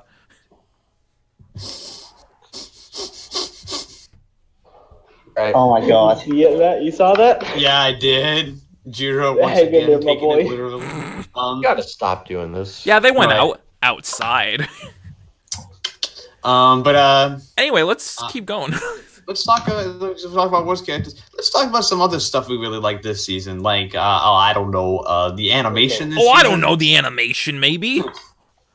It's You know, incredible. the best it's ever been. Yeah, it's fucking just like this stuff. Some small stuff alone that like really impressed me. Just the fire effects on Todoroki. Just that alone was like just really impressive. Fucking. When you're watching the show, you don't realize just how good the animation is till afterwards, because then you're just like, man, this show looks gorgeous. Unless it's something like All Might versus All for One, in which case it's fucking sensory overload. Mm-hmm. Like the way Well- they animate United States of Smash is Ooh. honestly fucking incredible. Like some of the best they've ever produced for the show. Yeah, it looks amazing. It looks And fucking stellar. the thing I love about this season is that it's such a weird little phenomenon that's going on here. How the animation is so consistently great throughout the whole thing. Sure, it dips a little bit in the license exam, but even then, there's some really great highlights in that arc. Oh, Inasa, the Inasa Todoroki fight alone is like even in the last few episodes, they go all out with the Sakugan. It's like, you guys were working on a movie. Like, how did you manage this? Boy, you can tell the movie had that one shot of like they had no faces, so that's probably what happened.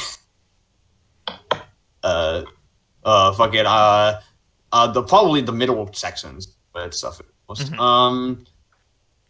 Another thing that I want to bring up that I think everyone will agree is the baller of OPs that came out this season. Oh god! OP of the year contender.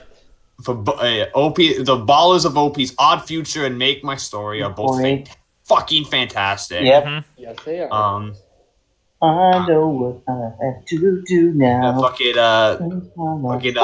I'm pretty sure that whichever one people like is a personal preference. I prefer Odd Future. I do as well, but Make My Story is a fucking banger. And I prefer Make My Story. I'll fucking Nuva can suck my dick every time they show up. You can suck their dick because you don't tell them what to do. No, oh yeah. No, also, every time they do a new opening, I just want to get down on my knees and give that nominal. So can I get an early listen? And it's one of those. This is supposed to be a PG-rated podcast. Fuck you, Spencer, you dumb cunt. Oh, I've been calling everyone a cunt for like the past 10 minutes, my guy. It was the My Hero podcast where that started. Because Josh was like, Bakugo's a cunt.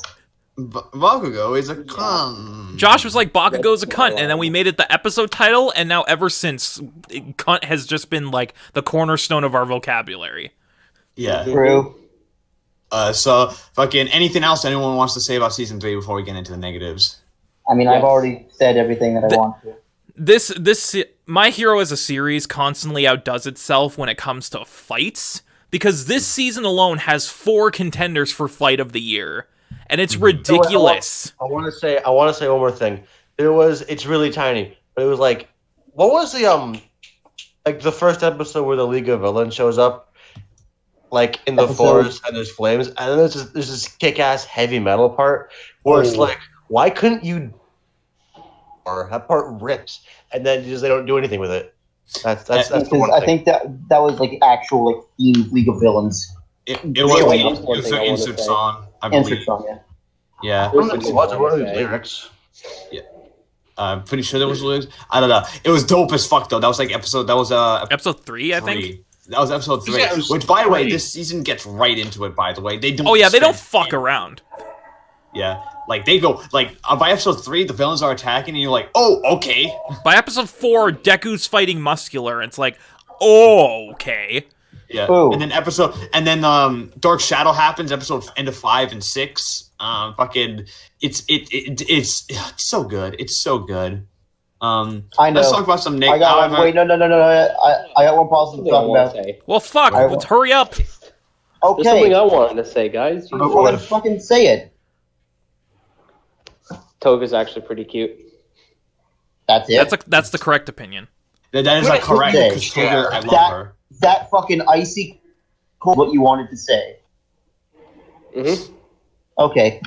Now I'm going to say something actually important, which is I like that this season gives more camera time to other people, which doesn't happen in the manga. It shows how Class 1B goes past, at least, which is everybody except for Monoma. It shows how they themselves are training their quirks. It shows how the other people in Class 1A are training their quirks. There's an entire fill episode dedicated to Momo. Yeah, the entire fill episode dedicated to Momo, and it's really, really good. And up until this arc, it had constantly been one issue with My Hero, is that I love Horikoshi, he's an excellent writer, the art's fantastic, story's perfect. However, he doesn't focus enough on the other people. It always seems like it's the Deku and 2 other people show. and he just pulls 2 other people out of a hat and goes, "Okay, this arc is going to be." This arc is Jiro and Mineta. Like that. This arc is Kirishima and Sue. Sure, why not? But this arc is, and I've always found like you have these quirks, you have these really interesting quirk ideas for people that you've already written and introduced. Horikoshi, use them. And in the 3rd season, he shows a bit of that, and the newest arc, he's using it. Yeah, he's really showing it. And there's actually one I don't think I want to bring up. Bring it up, man. We'll talk about the fact the filler is actually really good. Yeah, the filler is good. Yeah. My hero is one of the rare shonen who actually does like consistently good filler. Yeah. Like to the point where if you hadn't read the manga, you might not even notice it's filler unless they specifically say, "Hey, we're taking some time off to do this filler story." That there was any filler because I don't read the mangas. Yeah, there were 3 filler episodes this season, so there you go. It was the first. It was they the were first done episode. so well though. It was the first episode. It was the episode With Big Brain Girl. It was the episode with Big Brain Girl, and it was the special episode where All Might plays a villain, and he runs away. And he runs away. I'm fleeing the scene and running towards victory. I love All Might. He's great. That scene is actually really funny. Which was just to get a really easy connection point to the movie. Yeah. Yeah. Yeah, a one that you did not need at all to enjoy the movie. Like, dude, if in like future seasons they throw in Melissa and David in filler, I'm totally okay with that. I want more Melissa. I want more Melissa Shields. I want more of the Shields. Give me more. All right, so let's talk about some negatives though, because this season ain't perfect. No season is perfect. No, the license exam. Let's talk about the license exam. It's really good, except for a couple of things that suck. It kind of drags on too long, honestly. Like, okay, here's the thing with the license exam. Not a bad arc. Nowhere close to being a bad arc. It's still a very good arc. No. Compared to everything else, it does outstay its welcome. And I've noticed this, and the same issue. I have the same issue with what the arc going on in the manga right now. And that is Horikoshi seems to think we give a shit about exams. And the answer is we don't. Because I have to deal with exams in real life. They're not fun. I don't want to read about exams in my escapetionist media when I have to deal with that shit. My big issue with license exam is mostly it's pacing. It's really poorly paced because they spend way too much time on certain things that they don't really need to spend time on, and then when they when they do get to the good shit, it's near the very end. Like it's all build up, half of it, and then when they do get to like the good shit, it's like near the end of it, and it's either near the end of it or it's afterwards. Plus most of the filler is in the license exam, and even though we've already said that the filler in My Hero is very good for filler quality, it's still filler. It still bogs things down in terms of pacing. It is filler. It's still filler, and the big issue is that it was filler that was meant to fix problems in the original source material, where they didn't focus on certain things, but instead it fixed that, but it caused a different problem in that the license exam is kind of a mess narrative-wise, thematically at least, especially. There's it's a big old mess. There's nothing. A lot of it feels like that license exam feels like more just it feels like a reason for Deku to have a license exam so the next arc can happen. Like it feels like a setup arc, like for 12 episodes. Which ironically is also an issue I have with the manga as it currently stands, because the current arc having a lot of the same issues. It's staying its welcome really badly. I just want it to end already, to be honest. And the only reason I think I prefer that one is because the Class 1B stuff is cool. Yeah, because Class 1B is cool. The only reason I prefer it is because there's a class. Yeah, Mono hasn't even had his fight yet, and it's been like 20 chapters, and he still hasn't had his fight. And he's probably not going to have his fight for another 4 or 5 chapters. Yeah, so it's just a long one. Yeah, it's not that it's not that Monoma, and I love everything that Monoma's in, even though I do, but Class 1B is just, I find it interesting. People are interesting. Yeah, I'm just happy he's giving more development to them in that arc. But my issue with that arc, my issue is I have a different issue with the current arc. The current arc in the manga is because Class 1A is going through the motions and going through the exact same character arcs they have like every time. Todoroki's character arc, I have daddy issues.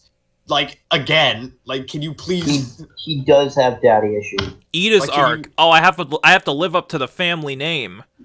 Yeah, that was again. Stain. Fucking. No, fucking. Tokoyami's arc. I need to control Dark Shadow. I'm edgy. The only one who had like a decent like new Momo. I have self-esteem issues. Momo, I have self-esteem issues. Stuff we've already covered. There's only a couple characters that really have like new story to tell, like new plot developments to tell, and I think that one's I think it's Bakugo, because Bakugo is this one. It's about teamwork, which is something we actually haven't seen Bakugo do much of. So and the current arc also has Shinzo in it, and Shinzo's dope. Shinzo's in it and hasn't done jack shit. So. And guess what Shinzo got as a friend? Nobody. Nobody, because we don't want to spoil it for Adam. So yeah, fine. Anything else? Any other issues people have with this season, or no? Or is it just just license exam? It's a weird issue, and it's not even really an issue. It's just an observation that I made. Going back to pacing, this season is paced really weirdly because we all expected that the first half of the season was going to be the training camp and the hideout raid. Mm-hmm. And then the second half was going to be completely devoted to the license exam, and it was going to end with Deku versus Kacchan. And it turns out it was going that way. It seems like it was going that way, but Deku versus Kacchan was episode 23, which means we had 2 episodes left to go. Turns out there was 2 episodes left after that, and they were like, well, might as well just start with the overhaul shit. And it's like, cool. Like, I'm glad to see the overhaul shit, like overhaul and the big 3 and all that. And it confirms that the overhaul stuff is going to get animated, which is great. Yeah, but at the same time, why?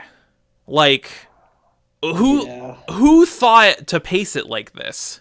Like, it's not really an issue. It's just something I noticed. But like, did we really need the overhaul shit this season? Did we need that to start it? We didn't. I mean, you gotta tease it for next season, though. Yeah, I do like the fact that it ends that the season. Like, I do kind of like the bookend of the season starting with them training their quirks, and then them ending with them trying to train their them trying to train their quirks to be stronger, and then ending with them getting bodied by someone who did train their quirk. I think that's an interesting bookend. It is. I just feel like they could have ended it on Deku versus Kacchan, and even then they still had the perfect tease at the end, because right after that happens, they tease the big 3 and overhaul, like at the same time. Yeah, and it is nice we get to see Mirio on screen for the first time. And it's great. And Mirio, let's be honest here. Mirio's a great contender. If it is a great contender for best character of next season, easy. Oh yeah, he spoilers. He will be, because Mirio is the boy. I just feel like this was a weird way to end it, and they really didn't have to do it that way. But that's just me. But I feel like this was like Jump request, like not a bone stained. I feel like Jump requested this. This is like something that Suisha wanted. Hey guys, I found a pretty cool picture of Mirio. Hurt you. Is it a negative? Because we're talking about negatives. It's the fucking. Oh god damn it! It's the Vault Boy. It's the Pit Boy. Pit Boy. Okay, does anyone else have any negatives on season 3 that they want to bring up? The villains, yes. I want to talk about the bad guys and how they're all not that good, honestly. I don't like them. Dabby's the only like actual like good. I villain. am not having. I am not There having. will not be any shit. Toga. There would be no They're not- Toga slander. There will not be. I'm There will gonna not be any slander- Doctor I'm- Compressed slander in this household. I will slander each and every villain. Hold on, let me pull up a list. I think Adam's the only one who openly dislikes the League of Villains because everyone else loves them. Adam, you don't need to pull up Yeah. the list. It's Spinner, Botnay, Dobby, Toga, Doctor Compress, The Muscular, fucking Mustard, and Moonfish. There you go. Also, Adam, Here's the list, you sluts. I am going to fucking do this shit. Okay. Okay. Give me your list of best to worst League of Villains. heroes. also, Adam, I Okay. hope you, I hope you get used to never seeing Dobby again because Dobby it's gonna got the happen. least screen time. Next season is all Toga and Twice. Just letting you know that. So Mhm. Okay. All for one. Enormous bitch. Okay. Fucking blind ass douchebag. Don't like him. He's got a weird hat. That's not a hat. That's his face. Several hands where hands shouldn't be. Oh, yeah, okay. Okay. I'm going off. Okay. Hands where hands shouldn't be. I don't like him when his voice is weird. Korogiri, he looks like a crappy Gengar. Dabby slaps.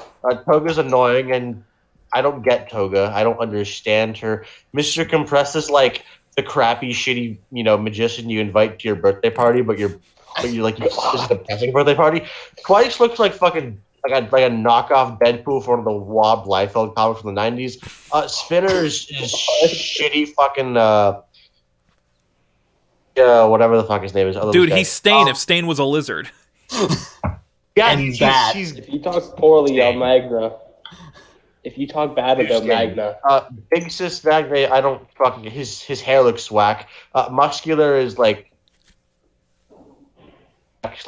Lysol into his muscles to make him like an asshole. Mustard Gas, World War I fetishist. Moonfish BSDM. Yeah. There you go. But like Moonfish isn't into like actual BSDM, like he's really into the weird stuff. And Mustard just loves World War I because he's a psychopath. That's it. Mustard got punched once by Tetsu Tetsu and died. Yes, but Exactly. Mustard was Hey, contender for hey, worst hey, character of the no. season because he did nothing. No, I will argue for Mustard because Mustard does the most damage. Okay, out of Mustard does stuff anybody. with the gas, but other than that, he gets wrecked by Tetsu Tetsu in like In, like, 5 minutes. He was gas is anything Tetsu else Tetsu like is burrito not- parts. But yes, but it would actually be weirder if they had an episode where Tetsu Tetsu devised some big strategy. No, Tetsu 'Cause Tetsu is the kind of motherfucker whose fucking solution to every problem, whether it be the coffee maker isn't working or there's a villain, is to punch it. He would break into your house and steal your bitch and be like, I can win her over, watch this. And punch her.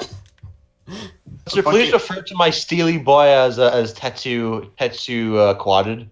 Tetsu quad. Tetsu quad. Tetsu iron. Iron. The biggest pun in all of anime. Which means that his parents named him Tetsu Tetsu. No, his family name is Tetsu Tetsu, and then they Tetsu. made his first name also Tetsu Tetsu. I don't know. Your kid Johnson. Did he? Was he born? When Tetsu Tetsu was born? Was he born as like a fucking like slab of iron? Like a fucking. He was you know just the iron- born as like a brick of iron that morphed You know the into brick a of human. irons from Minecraft? Was that him as a as Yes, like a baby? that's exactly how it happened, Matt. They had to craft him at a crafting table. Yes. All right. Oh yeah, Awase is great too. So, Yes. are there any other negatives we want to mention before this wraps up? It ended. yes, I have one negative. What? They didn't play Yusei Run for the 1,000,000% Detroit Smash. Instead, they didn't. They also didn't play You Save Run at all season. I Yeah, don't no, think. Yusei Run was it might have been heard once, but It was during the. They played They played like a remaster, like a new version during the Deku Bakugo fight. But it wasn't And- You Save Run. It was like and a separate. I think it like- was. during- during the All for here's a little interesting tidbit for those of you who actually read the titles. One for All's All for One track- Steam, All for One's theme is called "You Can't Run." Mm-hmm. which by the way is the best new track from this season. That's It is, good no, attention hands to down. detail, is what that's called. It is. Yeah, it's also the best new track from this season. I love all Orange Theme. It's actually fan. I think we're pretty much done here. I think it's time we can give out final scores. Let's start with Adam. Adam, what's your final score for season 3? Oh, I am. Give me a sec here. Someone else go first. I'm gonna devise my score. If you give it a fucking 8 and everyone else gives it a 9. All right, Josh, what's your final score? Thoughts? What's my final score? Josh, what's your final score? My final score for My Hero Academia Season 3 is a 10 out of 10. Excellent. Yeah. Okay. You're saying it's perfect? Yeah. It's not, but okay. It's not. Well, fuck you. You want Thanks, man. to go into more detail about that? Oh, we'll go to Chuck E. Cheese. Yep. We'll find Chuck E. Cheese after this. It's just perfect. I gave season 1 a 10 out of 10, a season 2 a 10 out of 10. You didn't give season 1 a 10 out of 10. You're gonna get called season fuck out. You gave season 1 8-9 out of 10. Yeah. Oh, fuck. Then I'll give it a 9 out of 10. Okay. I'll give it a 9 out of 10. What the fuck? Wait a minute. What? There's no use No, of not no. perfect anymore. Shush. Okay, I'll give it a 9 out of 10 for no Yusei run. That's the only problem with it. All right, you get the 9 out of 10. There you go. Josh gives it a 9 out of 10. Final score. For no Yusei run. All right. Shane, what did you give? What do you give My Hero Season 3? I'm going to sound like a real bitch after tearing into Josh, but I'm going to give it a 10. Okay, here's my justification. Is because, sure, Season 2 was more consistently higher quality, but Season 3 has the defining moments of the series. And sure, the license exam drags a little bit, and it's not always the most interesting, but it's still a really good arc in a show that always has, usually, amazing arcs. And this season has arguably the best of the bunch.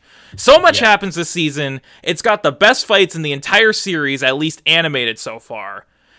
Like, sure, it dips in the middle a little bit with the license exam, but it pulls it through at the end with Deku Kachan and the big 3. So honestly... Yeah, you know what? The end comes in clutch. Yeah, honestly, the fact that the license exam is not as good as the other arcs is like saying, oh...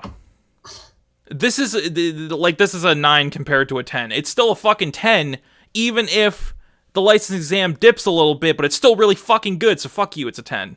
Right. Because I love My Hero with a passion, and I would suck Horikoshi's dick if I could. Well said, well said. Put that Adam, on a t-shirt. I'm honking right now like the goose. Horny reply, Goose. Horny reply, Wash Goose. Adam, do you have a score set? Yeah. I'm bringing back the yam scale. God Oh, damn shit. it. Yams, how many yams? Damn it. 10 out of 12 yams. So that's Pretty like good. 9. that's like a 9. 8.5 or a 9, yeah. Rounds to a 9. Roughly around 10 out of 12 yams. Yeah, the animation is really good. Says that season 2 is a bit better. That's because I binged season 2 in like one sitting, and this I had to kind of like sit through. So season 2 flowed better for me. So a lot of the pacing issues in season 2 weren't there, whereas pacing in season 3 were here. And the League of Villains, the majority of them are bad, aside from Dobby, who's awesome, and he deserves more spotlight. But yeah, 10 out of 12 yams. Toga can go fuck herself. She's not a hater. She probably would go fuck herself is the thing. Absolute garbage character. Yeah. Shitty Harley Quinn. There you go. Okay. Shitty Harley Quinn. The thing with saying, oh, season 2 is just slightly better is like saying, oh, these are both 10 out of 10, except this one is a little bit more 10 out of 10 than this 10 out of 10. Yeah, that's pretty much how I feel, because I'm about to give it a 10 out of 10. Oh, we're the fucking worst boys, aren't we? We are actual You guys are assholes. Josh, do you want to change your score? Josh, you could have given it. You gave it a 10 already, and you brought out a 9 for no I'll give reason. it a 10 out of 10. All right, now Josh's score has been revised once again to 10 out of 10. This is the worst podcast we've ever done. No, it was the best. You remember the Chuck E. Cheese bit? That was Fucking- that was like a diamond in a giant pile of shit. Making me feel Listen, bad about my annoyed. Yeah. Matt, why do you but- give it a 10? Because it's amazing. Like, all right, when you have a show of this high quality, that's so consistently high quality, yeah, like to me, like that should be taken notice of. The license of this game, I have my issues with it, but like you said, I still really like it. Like, it's not like I can't say on the top of my head, I can't say like with a straight face, I didn't like this arc, and I did. I really liked it. I just have some issues with it. It's hard And, to like- say you don't like My Hero. And exactly, like the first half of this season is so fucking good, and then the last like 3 episodes of this season are like incredible. Or like top So, fucking tier? yeah. So like I can't 20 up to 23 is really good. 24 and 25 are like why? 24. I love 24. And Even 20 though I have that very tiny issue, like you could have ended it without doing that. There's still really fucking good episodes. There's so good episodes because Yeah. that arc it's in is like so fucking good. Anyways, Because Mirio is just Terry Crews. Mirio's like a white Asian Terry Crews. Yep. Spencer, what do you give season 3?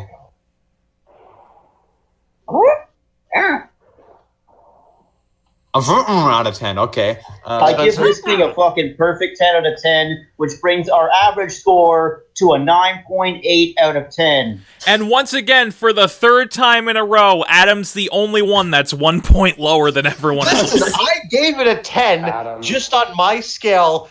There's more than 10 yams. There's more than Adam, you prick. Hey, don't worry.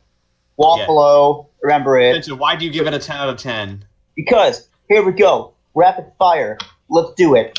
OPs are bangers. EDs are bangers. Deku's a banger. Toga's a banger. The Bakugo Resurrection arc, as I call it, which is the entire 3rd season, because he gets saved, and then he grows, and he learns, and he realizes that, hey, you know what? Bakugo, you're getting to be a pretty cool guy. However, I can't forgive you because you literally told Deku to kill himself in season 1. And He that's told a him to bit jump off a fucking building, dude. Yeah, literally said, hey, Deku, you quirkless dickhead, go kill yourself, basically. It was like a bad Twitter argument, and instead of actually saying something, Bakugo just said, kill yourself. What else is there? Inasa is very sorry that he joined in on your cheer. However, he's happy that he could almost pass the final exam. Then we have Tammy, or Cammy if you're not retarded, who's my girl, and I love her deeply, and I can't wait to hear her in season 4. No, sorry, it will be season 5. I don't know, it might be season 4 with the way they're pacing it, dude. Yeah, It true. might be Unless they season do 5. the small arc at the end of season 4. But they will. They'll probably will. Because Yeah. I calculate they do on 45 chapters. They do on 45 chapters a season. Like, it's consistent. Mm-hmm. If they do that arc, if they do like how they're doing it, they're covering it. They're going to cover. They're 100% Okay, awesome. covering So it. you might So- get Tammy, actual Tammy at the end of season. That 4. means it's going to end the season, which is going to be very weird. Very. It's going to be weird that they're going to end with the makeup exam arc. Almost like however, it's weird how they ended this season with the beginning of Overhaul. Like, However, why? it means that season 5 starts with the gentle criminal. So The I'm Gentle Criminal and La Brava, which And La means, Brava, ooh The boy. greatest. but yeah, my no. God. I So love Gentle. holy shit, this season was so good, and I loved it. And Horikoshi, you're my idol, and I would gladly suck your penis. All right. So everyone agree. Everyone wants to suck his dick. Everyone wants to suck Horikoshi dick. Oh. It's like a piece of sushimi. Just put it in there. That is 3 bisexuals out of 5. Oh. All right. It is so actually. let's. Yeah, it is. All right. So let's. I think we're pretty much done here. This is the podcast for the ages. Fucking Oh, Chuck E. shit. Cheese, everyone's horny. 2 days Go. ago was Horikoshi's birthday. Yeah, Happy happy birthday. birthday, Horikoshi. Give me your penis. Yes. All right. So This is- let's wrap things up here. Next podcast, there is no featured anime. This next podcast is the year-end awards, where we'll be celebrating the entire year. It'll also be our final podcast of the year, so make sure to tune in for that. It's going to be a ton of fun. I cannot wait for it. We've been planning that one for a while. There's even a potential that we'll be doing it in person. Potential, maybe. It all depends on the variety of different circumstances. Maybe the first ever Crunchyroll Sports Awards being presented there too. Possibly yes. If y'all okay with that? Yeah. We're perfectly fine with that. Like that'll be I have an excuse to talk about sports on the anime podcast without you yelling at me now. It's great. I'm gonna do it. All right. So, anyways, I think it's time to wrap up here. I'm your host, Matt, aka Legion Rex. You can find me on YouTube and on Twitter at Legion Rex. With me, I have my wonderful co-host Shane, aka The Bearded One. You can find him at The Bearded Gaming Network, both on Twitter and on YouTube. On his YouTube channel, you have unboxings, let's plays, streams, a bunch of other stuff, podcasts. Go check them out. Also with me, Sega. Also with me, I have Spencer. Spencer, you can find him on Twitter at BB Burton. BB Burton with 2 E's. 2 E's. BB Burton with 2 E's. You with me. We also have Josh. I don't know where you can find him. Yeah, you can find me on Steam. You can find him on Steam. He's his name is Taco. His Taco. Go friend him. He plays a lot of games. And with us, we also have our sportsman himself, Adam. You can find him. Shit. Royal P. You can also find also the sportsman himself, Adam. You can find him on Twitter at @Mao Mao, A 3 Y's and then LMAO and then Zedong. You can find him on Twitter, and you can follow him there. I think we're pretty much ready to go through. Matt, Yeah, we're done here. I have one thing to say. What do you have to say? Are you gonna play Chuck E. Cheese theme?